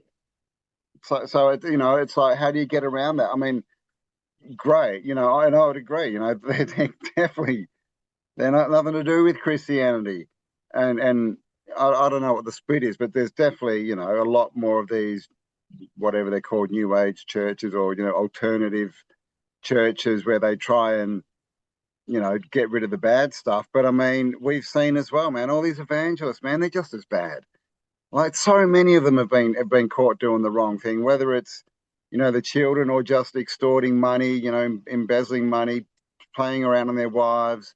It's just rampant through that whole, you know, new church kind of Yeah, scene as because well, man. all you have to do is accept Jesus Christ as your Lord and Savior, and all your sins are forgiven. Well, And so carry on. that's one of the worst rules ever, right? And I mean, even in traditional, you know, Christianity and Catholicism, it's like, okay, you know, well, you can absolve your sins, and so go and say 20 Hail Marys. You know, not go and work and fix up the crap you've done, and try and, you know, work on yourself and actually do something. No, just here's your rosary beads, 20 Hail Marys, and you're good to go. I know you can You really just see did how they'll this and this. like you can really see the setup that's going on there, you know. Like, I mean, it's you know, like if you've accepted Jesus Christ, your Lord and Savior, as your being, and then you've got a few signs and revelations coming true because it's part of the script and was always going to come true. Hello, problem, reaction, solution will create the problem, you know, that you're here in this world of purgatory and you've got to get out of it. We'll, you know, we'll like garnish your reaction with, you know, all of our guiding you through this process, and we'll give you the ultimate solution that we wanted in the first place. Same thing, same people, same issue. You know, you could see how they could then be convinced as a movement to you know, do Jesus's work on the planet, and, you know, whatever that next step is to like cleanse or genocide or whatever the fuck it is. But, you know, like you can see how it's definitely a very big sticky point of contention. Now, when you take away Jesus Christ and you take away God and all sense of gods, and that instantly removes demons, that instantly removes Satan, that instantly removes that, and then suddenly you're left with psychopathic people and, you know, loving people. Psychopathic people, loving people, you know, and there's not many psychopathic people, and there's a shitload of loving people. And suddenly you start to realize, like, you know, when are you going to wake up and understand this? And this is a conversation we had with Cass. Like, at the end of the day, it's just people and people. And so if it's just people and people, the only way that this is ever going to stop and change is if the people decide to change it and remove the psychopaths who have taken over control. Now, obviously the side factor of this is we live on a huge consciousness called Earth. And like I changed my screenshot here because I wanted to show you here. This is, let me screen share, just on this topic alone. This is, can you see this picture? Yep. All right. So this is taken from Brisbane What? 1 day ago. Is that a photo? This is a photo. I Oh think it was my like God. a time lapse. I think it was like a time lapse photo. Yeah. From Brisbane 1 day ago. Now, Cambell and I sat out here and we also watched the lightning around us, and it was like this. It was fucking awesome. But like, to show you what an electrical storm looks like above a city, I mean, that's pretty intense, right? So you know, and that's like, and they've really gone hard with manipulating the weather. They've done so much and I would say the vast majority of harm that the Hopis were talking about through that channeling was actually weather manipulation, because at the end of the day, the pollution and on the cutting down the trees, yes and no, but the stuff they do with the atmosphere, that's like a whole other game, you know, like that's interfering with the mechanics, the engine, I guess, the movement of the flow, and to actually see what an electrical storm looks like, because bear in mind, there was no rain. We didn't get any rain. There was no rain. This is just lightning, a lightning storm. And that's incredibly dangerous. Really scary stuff. Yeah, that was, I mean, that looks like the apocalypse, man. That looks hellish enough, doesn't it? Like, you could imagine this sort of stuff happening naturally as the earth counteracts and moves to heal. That you could totally say this is Revelations coming to pass. This is, you know, this is the war between light and dark, you know. But what if it's just the war between psychopathic humans and loving humans? Yeah. Service to self, service to others. What if it's just the war of some psychopaths gone crazy and there being a Yeah, man. Like, what if all good people stood up and never let these people tell them what to do and never followed their lead? We wouldn't be in this situation at all. So all their real power is just manipulation, lies, and all this kind of stuff. We've never seen devils fly in and take people away. Or I've God never come met in and anyone save possessed. people. I've I've never never met anyone I would call possessed. I've never met any one who needs an exorcism. I've never met anyone who's like being taunted by demons in their head. I haven't. Yeah, and then there's lots of tribes around around the world who do certain ceremonies, and they literally conjure spirits. Yeah. And so that they're connecting all their collective energy together and focus Yep. and intention on one point and creating something out of that. There's a tribe in Africa, and they have this hat, like this big straw hat thing. And they have this big ceremony, and then this hat just starts floating and flying around and stuff. And there's video of it and everything. But that's something that they've created on the spot. So that's what we're saying. Is this what the devil or demons? Is this what it is? Collective intention and energy focused on something.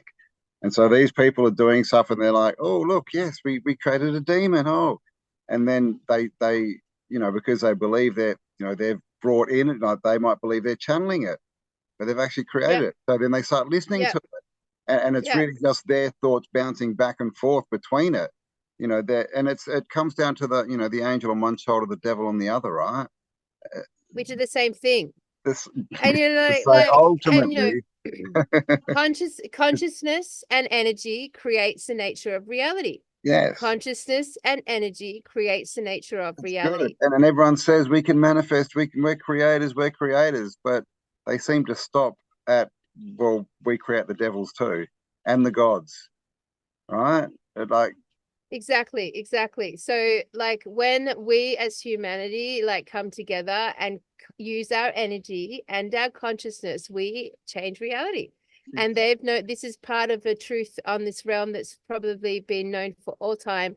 Lots of technology probably got created around that. So that basic knowledge was like a foundation of potentially the last reset's technology base.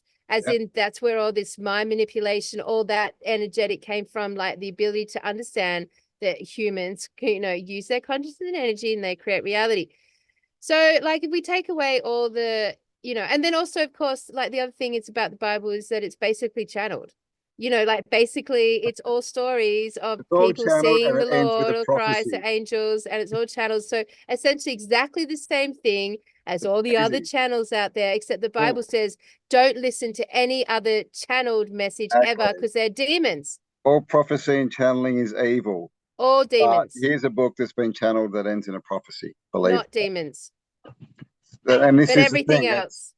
And when it's something out there that you can't touch, you can't take responsibility for it, right? It's not my fault, man. There's demons out there. Yeah.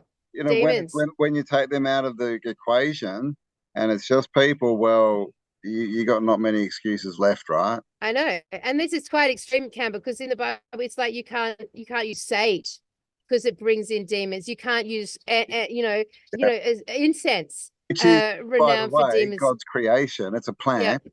Yep. But I mean, you can't listen to any. But then, like, if you're going to say that, like, there's a God out there that's channeling the Bible, then why aren't there other like human beings on external realms, like extra land realms? I mean, this is potentially what we're looking at, right? We talked about this the other day.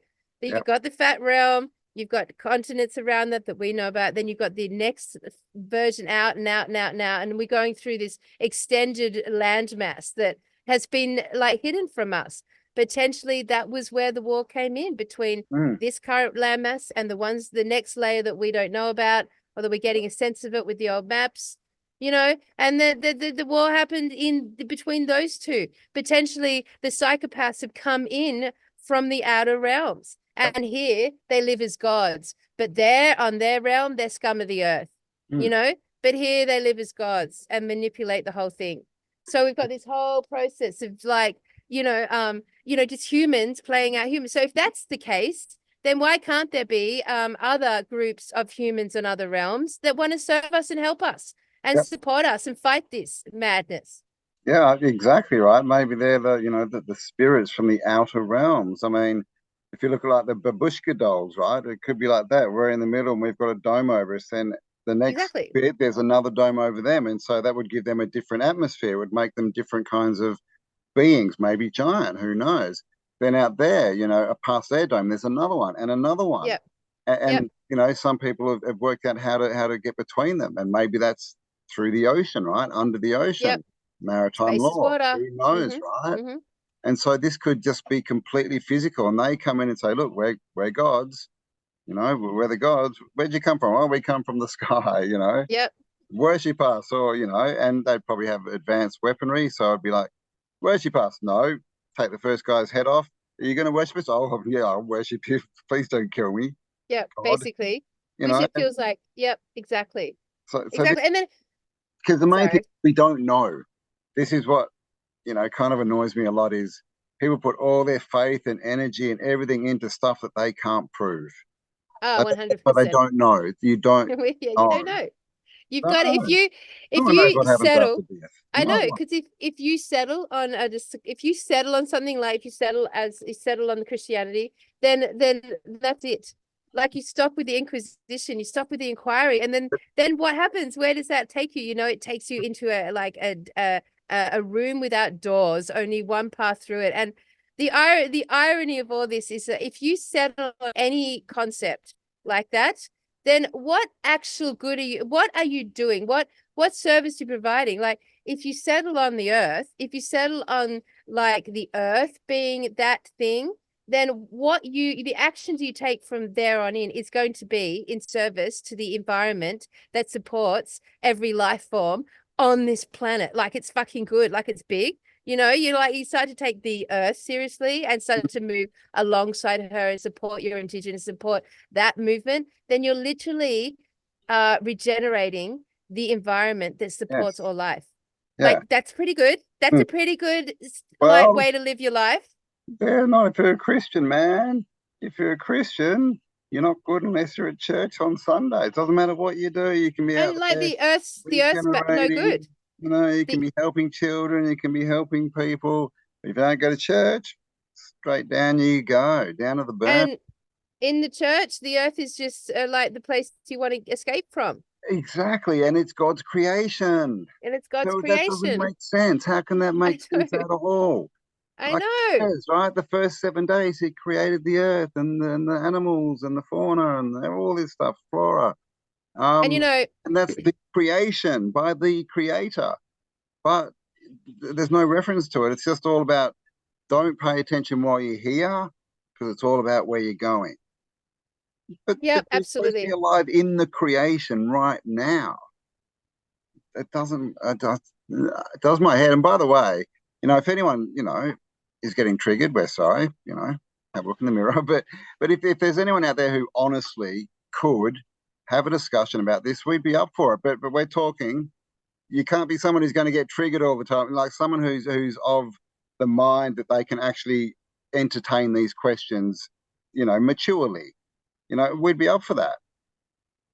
Definitely. I mean, because, I don't know if you guys know, but in the Bible, it refers to other Lord gods who exist on other realms. Other Lord gods from the House of Lords. Yeah, you're right. Those people that work for the British, the monarchy, who like print the KJV Bible. Those lords. Yep, that's right. Yep. How's that? The fucking monarchy. Come on. So the lords in the Bible, there's different gods in the Bible that respond to different realms, but they're like it's disobeying our Lord to listen to those lords.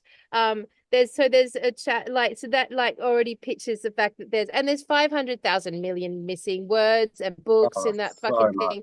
It's just it's not even worth trying to analyze that damn book. It's crazy. I was watching a channel called The Fifth Kind. And tell us about that. He's basically an ex priest and a scholar, and he started like really doing some deep research into, you know, the original Bibles and the, you know, pre-translated, you know, the Latin, all that kind of stuff. And you know, had some issues, shall we say.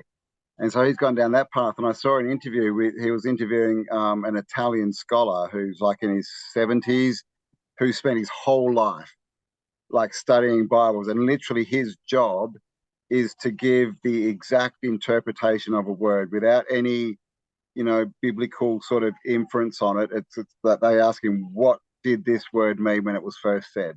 You know, just don't give us any crap. We want the truth. And so that's been his job for like 50 years, right? So he's been, you know, he shows up with this question. I like got this Bible and this Bible, and he's got like 10 different Bibles that he cross-references. But what they were talking about is, you know, the Elohim, right? And that they were gods that came in from somewhere, that they you know, think it's outer space, but came in from somewhere.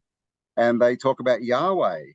And we've all heard of Yahweh. And this scholar said that Yahweh was just one of these people that came in. He was low level, you know, he wasn't even high up in the ranks.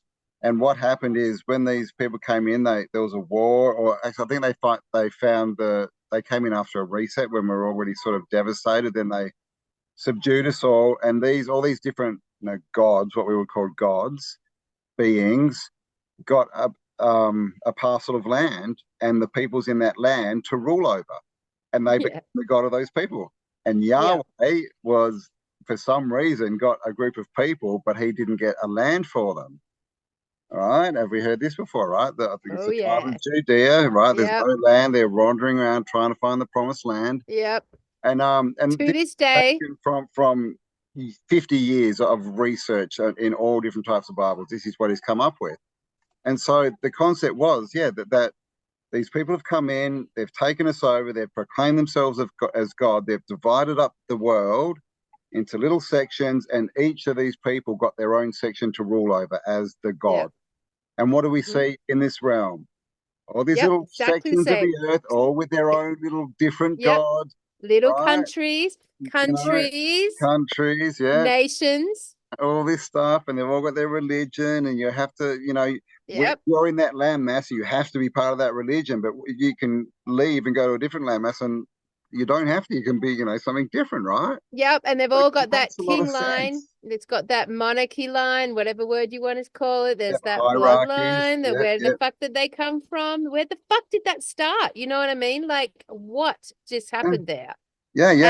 And so if you take that away from, you know, because they talk about it as aliens, so they do take it away from these spiritual, you know, unable to, you know, ineffable, really unable to explain what they are, beings, that they put it as, at least as physical, right? And we would say, well, aliens are people that aren't from here. That's what it means. So out of lands, right?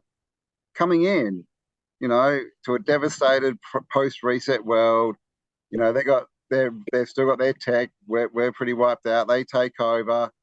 And then they start to give us technology back, right? Which it says in all these books, you know, and then they proclaim themselves as God. They divide it all up and they start ruling. They look at some pieces for their worship. And it's not just worship, right? I mean, when you go to church, man, they pass around the little tray. They want your money. They want you to give to all their charities. They want you to be, working on all the stuff, tithing, like working on this. And you've got to tithe to the church, by the way. You can't walk down your street and hand out food to homeless people near you. That will not do. Where's the church's money? So that's and like I said before, from day dot, the King James version of the Bible was about money. All this printing, they were worried about the money they were making. It wasn't like, this is the word of God, so we need to get it to everyone. Just print it. I'm the king. I'm the richest dude here. I'll pay for the lot. Just print it and get it out there. No. They were selling it from day dot. I think it was 10 shillings for a loose leaf, or 12 shillings for a bound version. You could get so from day dot, it's been about money. So you know, we need to know this, right? It's not about benevolent people trying to get the truth out to anyone that they could reach. It's not. And we need to discuss this, because I would love to discuss it with Christians. And just here, because we both realize and understand that potentially the script that's playing out around us now and over the next sort of 24 months, it's going to appear that what's in Revelations is coming to pass. And when that appears to come to pass, then it's going to, every single human being is going to, well, certainly the Western world, because fuck, India's not going to give a shit, but in like every single human person in the Western world is going to have to figure it out for themselves. Like, where do they stand on this particular topic? Because when you feel like you're actually at the a pinnacle of choice, where you feel like it's like do or die, which may, and look, there's things, right?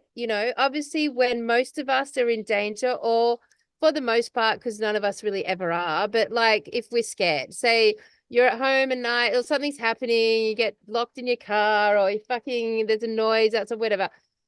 Most of us will say, say, come, they'll do a prayer of some description.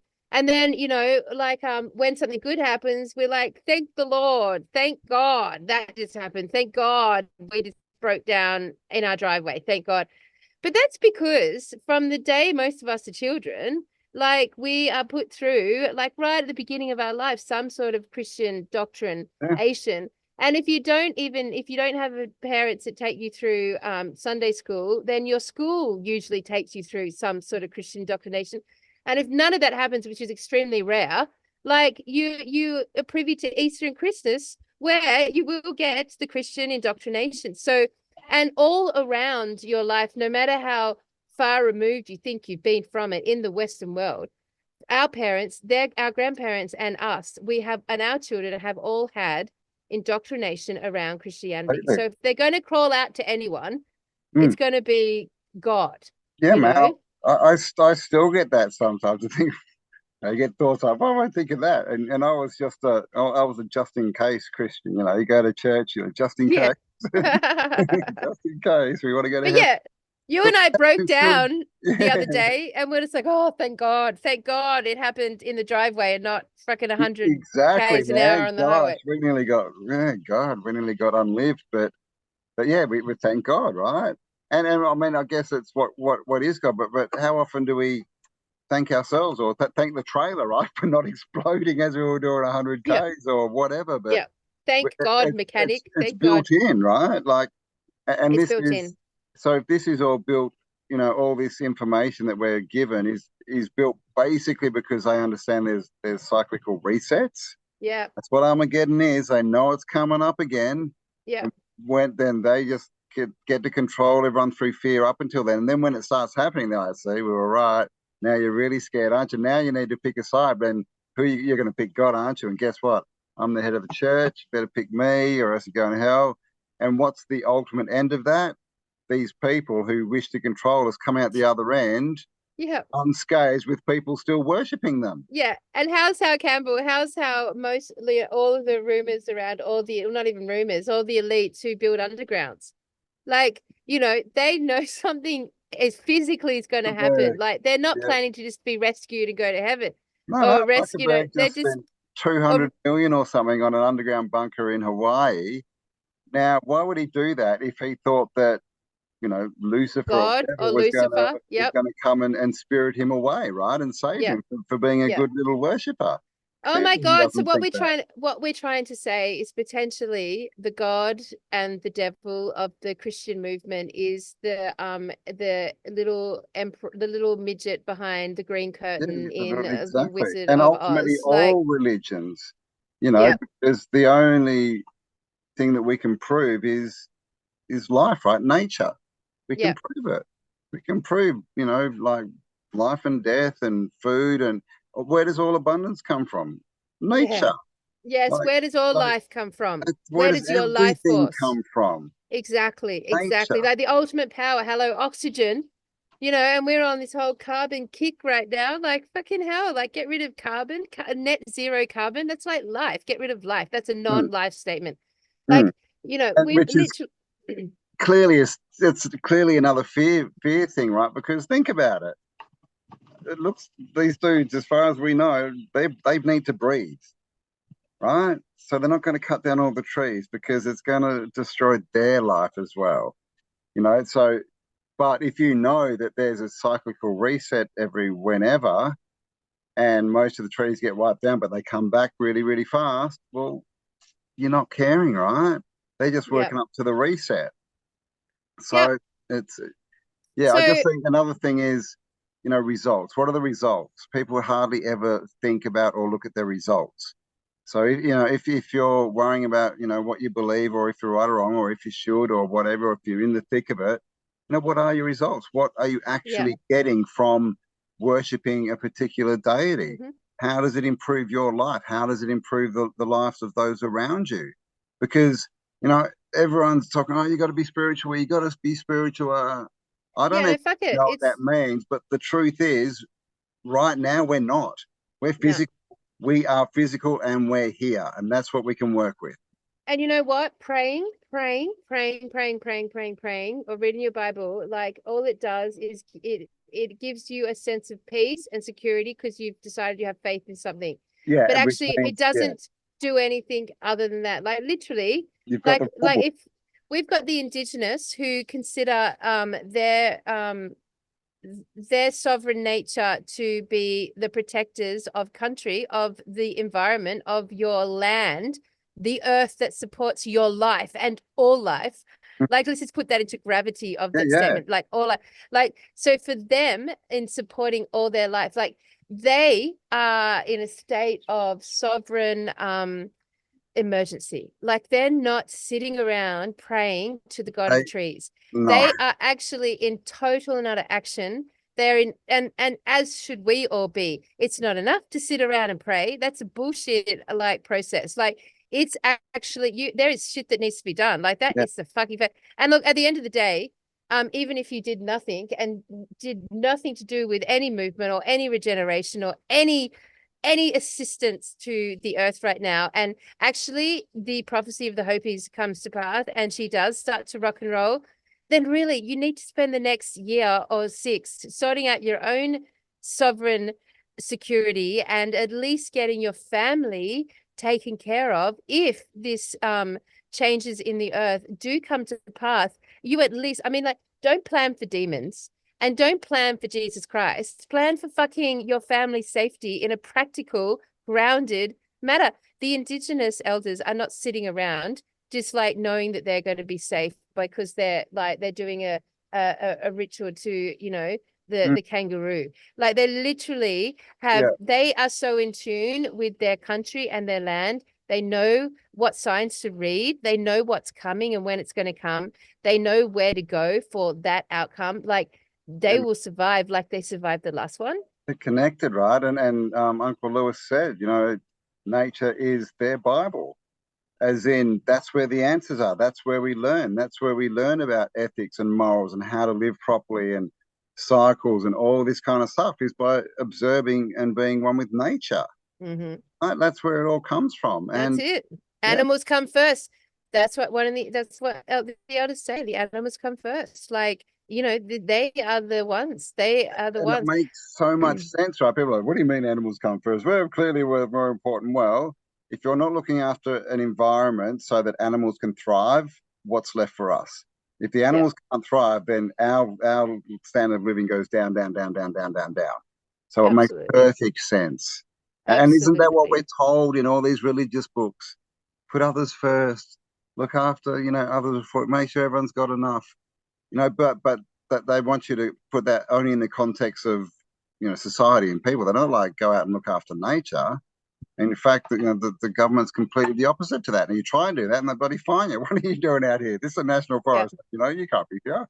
What are you doing? I mean, how do you guys feel out there in our audience? Like having, if we literally tell you to strip away the boogeyman, to strip away the aliens, to strip away the demons, to strip away Satan, to strip away the gods, to strip away the, you know, the apocalyptic nature of it, to strip away that whole thing, just like to focus your mind on the fact that you're dealing with just psychopathic people. That like, it's probably more accurate to consider they're coming from a broader landscape, but more earth on that sort of plane. you know, like, and that sort of changes the game. And then you sort of like look at the cyclic nature of this realm and like what it has done in the past in our lifetimes and the force of nature. And then just like, okay, from that perspective, you know, are you prepared for that? Are you resolved for that? Like, I mean, that really does strip away all of the, I mean, we like the truth movement. We, you know, we spend a lot of time trying to get to the bottom of this and trying to understand it and try to jump into broader theories to try to like get our heads on it. But like just for a second to strip away all the what's the word, like not demonic, that sort of that magical side of things, that sort of like, you know, that demonic magic, the black, that like what they call this it, like outer realms. yeah, like that sort of like the Marvel universe sort of reality. Yeah, like if you all yeah, because it's seen as we're here on this earth and we have all these different energies and beings coming in and, you know, taking it, you know, looking at us and messing with us and altering all this stuff. And and then we so can never we fight can't, what them. can we do about that? Yeah. We're helpless, right? We can't do Yeah. anything about that. And I mean, I always, you know, think about this. It's like, oh, well, you know, these demons, they're possessing people, but they're from a lower realm. And I'm like, well, so they're from a lower realm, but they somehow have the knowledge that there's a higher realm and they can get into it and then they can possess people. But we can't even see the next realm up. How does Exactly. that work? Exactly. They're evil, demonic, lower than us, lower vibration, but they can completely control us. Yeah. I mean, just have a think about how freeing it would be if you couldn't be controlled because they didn't exist and you didn't have to worship someone. All you needed to do was be a good human, deal with humans, you know, and then what it also does is it takes away their power, right? Which Cassie again was talking about, that all these things that we hear about, all these rituals and sacrifices, again, for a lot of this, we don't have any proof. Now, but what it does do is it puts fear into people. Oh my 100%. God, they're so psycho. They're going to do this. Yeah. But you take that away, and Joe Biden's just an old, you know, confused man. He's got no power at all, right? Yeah, sure, he's got governments and that, but they individually, they lose, you know, the backing of the devil. So they're just people, right? People can be dealt with, right? And so it's to me, it's empowering, right? And again, we can't prove any of this stuff we're told. So why not go with what we can prove and see where that gets us? I mean, look where believing all this crap has gotten us, all this fear, and we all know, right? Fear, false evidence appearing real. The only thing to fear is fear itself. But how often do we practice that? Yep. Yeah, I mean, it really like, I think going into 2024 and 2025, you know, like, I mean, again, strip it all back and let's just look at what's obvious. And this is actually how I got taught to do any psychic work, was just to like, look at what's obvious to my eyes and then read what's obvious. So, you know, what, and how I interpret it myself, like that's how I would do the reading. So, you know, what's obvious to me is that the weather is, you know, being unpredictable. It's getting harsh. It's getting strong. The storms are getting more. The winters and extremities of heat and cold, floods and fire, rain, all that stuff is, you know, intensifying. What's also obvious is that we know that like there's a lot of weather manipulation. Hello, we see the chemtrail sprays in the sky all the time. Like we see that with our own eyes, right? We see the weather modification towers, we see the lasers and the fires. Like we can see when the weather's being manipulated. And then we can see when the weather's like, you know, being what would it be? Strong. And I don't know, like I just think the next couple of years, like there's going to be some stuff that occurs in the global sense of the word, and I think it's going to be do with nature. I think it's all going to go back to nature. I think nature's going to be the pathway through all of this, and also the pathway like to end all of this. Like I just don't see how, I mean, if we've got some sort of AI interference, it's really hardcore, like robotics and that sort of thing. Like the only thing to stop that is like apparently, again, I don't know, like from the sun, like to fry the grid. That's what, or flood. Man-made EMPs, you know, if we can send out waves from man-made things that short circuit them. But I mean, I'm like, ultimately, it's yeah, empowering yeah, to strip away the having faith in something. It's actually empowering to you know, like have take faith it back in yourself, down, man. just once again back to nature. Once again. Yeah, Like, I mean, and like this indigenous aspect of it is also beautifully entwined, because mm, you've got these original people who essentially were the first ones that got genocided and taken over. But you've got these original people who have never given up their relationship with nature in a really high level, at a high level. And yeah, in doing that, have retained original law and original universal law yeah. at a high level of being that you can't interfere with an evolving species if this is the case. And thus the original law has to find its way home once again. And that is going to be in accordance with nature. Mm. And all their beliefs have been handed down, right? Father to son, mother to daughter, all this kind of stuff. So with Indigenous people, all their information has come through people that they trust, that they know they can trust. In the West, where's ours come from? Men in dresses who want your kids, right? Yeah, I mean, Just think about that. I mean, seriously, think about it. None of it's come from people we can trust. So why would we trust it? yeah. You know? Yeah. And so, yeah, we would love to hear your thoughts, man. Leave us a comment and please just think before you put your comment. I don't want to go down there and say, but this and but that. Just try and leave an intelligent comment. Have a think about it before you write it, right? Think before you write. Because so many people are just stuck in reaction, but that's religion. Reaction is religion, right? It really is. If you do this, this will happen. If you don't do this, this will happen. Here's your rule book. It's all spelled out for you, so you don't have to do anything else except judge other people for not reading the same book. I mean, and we're not here to, try and abuse people or make light of your beliefs or anything like that. But Jesus No. does say in the Bible, leave no stone unturned. He doesn't say just believe what I say and don't think for yourself. He doesn't say that. He says think for yourself, leave no stone unturned on your search for the truth. Go out there and check it out. And why wouldn't he? Why would God create a world that's just full of traps? It's like a booby trap. It's like this massive maze, I right? And if you just know. happen to turn the wrong corner, that's it. You go to hell. Yeah, I know. It's I know. like, It's it doesn't. crazy. It's just, yeah. So, all right. So okay. So, all right. Obviously, Campbell and I have been talking about the Christian topic for the last couple of weeks. We're quite fascinated by the threads that get presented to us. And I hope today's show was insightful.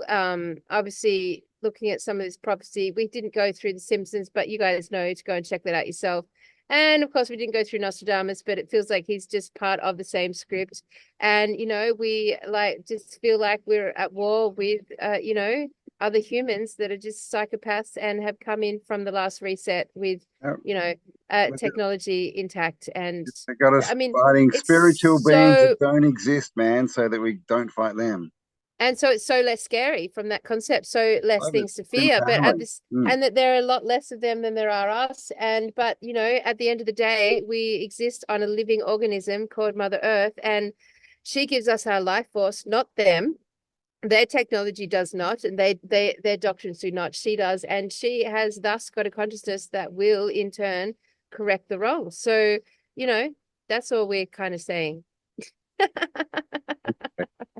Bring it back to what we can interact with, what we can prove, and what we can change. Because if you're living somewhere where you can't change anything, it's just that's where the fear starts. That's where the depression starts. That's where the disempowerment starts, because you can't do anything because it's all, God's up there just manipulating us. So stop being manipulated, people. Take charge of your life. Yeah, and look, if it was the psychopaths that ended Janet Osbard's life, then you're fucking assholes. And I hope that this is just another situation where I was You going know, to mention that slightly, just to interject, is with all these, you know, Janet and all these other people that we know about, you know, name me one where the demons came and dragged them away. mm, It's always mm, humans, yeah, always always, humans. always, always, always, always, always. So, hey, I mean, I just think it's a very comforting thought. You're back to being in the playground with humans and not the Oogie Boogie Man that you've got no chance against, you know? Yeah, You're actually back playing with humans. Like, think about that. It makes a big difference. Anyway, look, that's our last show for 2023, Campbell. I yes. mean, like, I don't know what sort of note we've left it on there. I'm not Oh, sure we where hope we've it was left you guys. empowering for your 2024.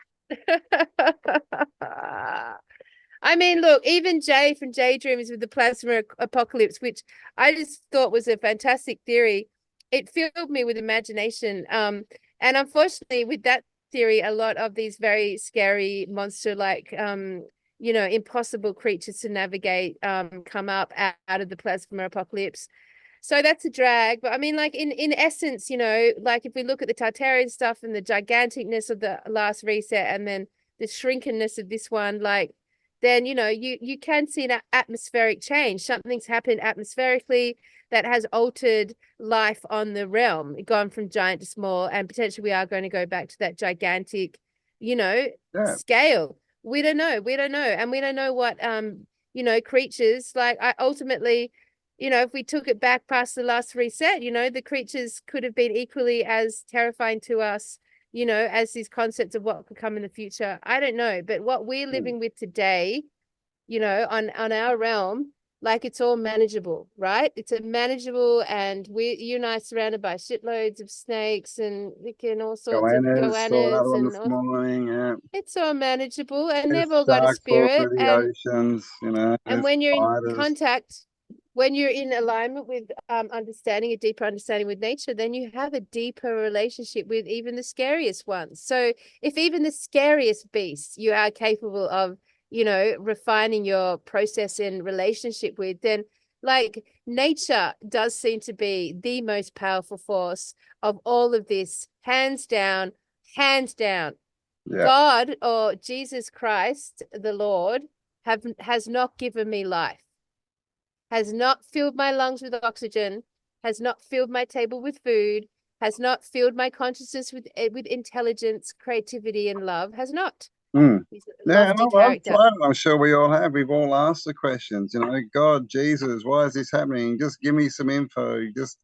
Yeah, Just give me an answer. Just and I've tried a lot, and I got to tell you, I've never got an answer ever, yeah, ever. But I've yeah, got many, many answers from actual humans. I yeah, learn lots from humans and talking and interactions and animals and all this stuff, but never anything spiritual. yeah. And So I maybe I'm guess we'll just just. leave you with the question of what the fuck is spiritual then? But Going into what is that, man? 2024, what is Is that? spiritual? We don't Right. know. I'm so spiritual. I mean, and what is it? I'm spiritual. What is it even Not about? sure what it So is. Yeah. spiritual. What does that mean? Can can one person be more spiritual than another when we're all, if spirit is energy, and we're all just like, what? What does that even mean? Yeah. What it means is, What I'm is weird? of you, worship me, do what I tell you, then I can own you. That's what that means. Well, yeah, I mean, I think for a lot of people, it just means you're like you're mindfully being nice, you're mindfully being caring, you're mindfully being kind, you're But mindfully then, being if in you are service. doing that, take some, you know, responsibility and accolations for yourself, because it's you. It's you Yeah, being it's nice. you. You've It's made true. the It's decision. It's not someone, you know, working like. And this is another thing. People do all these good things. It's oh, it was God that led me to it. Oh, take some take some responsibility that you're good, that you've yeah, done good things, and also if you do bad stuff, oh, it yeah, was the devil. No, it was you. Make that's right. different and make better decisions. Like it's. I think this is really empowering, and I think if you really sit and you can think about this and the concepts we put forward, I really think it will help you go forward and have a much better, much Woo! less fearful 2024. Great. Great. You are. You're it, man. You're You're the it. power. You're the spiritual. You're the God. You're it all. You're it. You're it. You're it. You're the projector screen. You're the movie. You're it. Oh, I don't know. It's nice. It's nice. Yeah. It's nice thinking all of those things. It's empowering. It is empowering. It is satisfying. It feels safe and sound. It feels secure. It feels manageable. It feels like it's in your scope of being able to handle it. It feels like you can interact with it again. It feels like it's not this big oogie boogie thing over there that is just way past your ability to comprehend it. Like it feels comprehensible. It feels like a relationship to you. It feels like in relationship. It feels earthy. It feels earthbound. It feels like you can do something about it. It feels like you can give a shit again. It feels like you can get involved with sorting out some of these problems on the realm. It feels like you can have a voice. It feels like you can put your energy into something. It feels like you can support things. It feels right. It feels good. It feels strong. It feels human. It feels human. It feels powerful. It feels like you're meant to feel. It feels like it's on the right track. It feels like a good pathway. Yeah, It feels like a rampage of appreciation, man. It feels better. It just does. It does, man. It's less fearful, and if you want to be, worship the right person or whatever however you take that, like, be the creation that you are and live in the creation. Because isn't that what God ultimately is? The creator. So you're the creation, we're in the creation. So let's just do that. Yeah. And all the things that are just awful and exhausting, they're just crazy fucking humans, man. And that Running never a amount to crazy puppet anything, show. right? Who cares? It's all BS, man. It's all BS. Mm. Hole in the ozone layer, Fukushima, all the things that were going to kill us. None of them ever happened. It's all fear. So let it go. It's all Let it fear. go. Yeah, I agree. Let it All go. right. Let it go. Oh yeah, it's all right. I've got sweat I dripping know, yes, down and we've got to me, go and out. I'm just like that's why I move a lot around, everyone, just so you know. It's because I'm just Just sitting in dripping a in shed, sweat, man. humidity, and it's just like I mean, look, our hair gets all like you and I have the same hair in these circumstances. I know I just mine's have like getting very flat and greasy, man. Every time I push it back, I'm like more grease. Oh, More I sweat. know. Oh, it's Like you guys have an amazing, happy, and just great New Year's Eve, and whatever you choose to do for your New Year's ritual or process, have the best time ever doing it. I hope this show has like brought you some satisfaction to know that we're also thinking about the topics of like what is actually going on and what really is, the big scary boogeyman behind that curtain. It's a good. little Be short like on us. Dorothy and the Tin Man and the Thank you, Scarecrow man. and the Lion and go and face that little puny little man behind that green curtain and realize who the scary Yeah, Emperor man. of Oz was. Understand, you don't need someone else to give you courage and heart and strength. It's all in you already. Always The was. wizard. The wizard. Seek out the wizard behind the curtain, my friends. Seek it And out. pull his dacks down. Expose Yeah. him. And at the same time, just be really practical and smart and make sure you're in a good situation with your family to weather some storms. I reckon. All right. Well, we Good. love you. It's been an excellent year. It's been a great year. Cambell and I have had a great year, like lots of changes in our lives, and we're expecting a massive, excellent 2024 year. is going to be better. Look, and reminder, if you want to come and join us in Bosnia, like it's going to be freaking excellent. It's almost sold out. So It is, if you're man. if you're excited, Few tickets left, but you have to be quick. And of course, this is only for people who aren't scared that the world's going to blow up and all this stuff. We're doing it anyway, guys. So many people are like, "You're crazy. 2024, this is going to happen." Not for us. We're going to go out and live. So if you want to live, join the living. Click the link below and come and join us. Yeah, man, I can't wait. All right. Love you, everyone. Happy 2023. We'll see you in 2024, whatever the fuck time is. We just don't know. Indeed. We don't know. This is all just a concept, right? We're going to enter a new year conceptually, not like in reality. We don't even know what that is. An adventure and a creation. All right, everyone. We'll see you next year. Stay awesome. Out for Bye.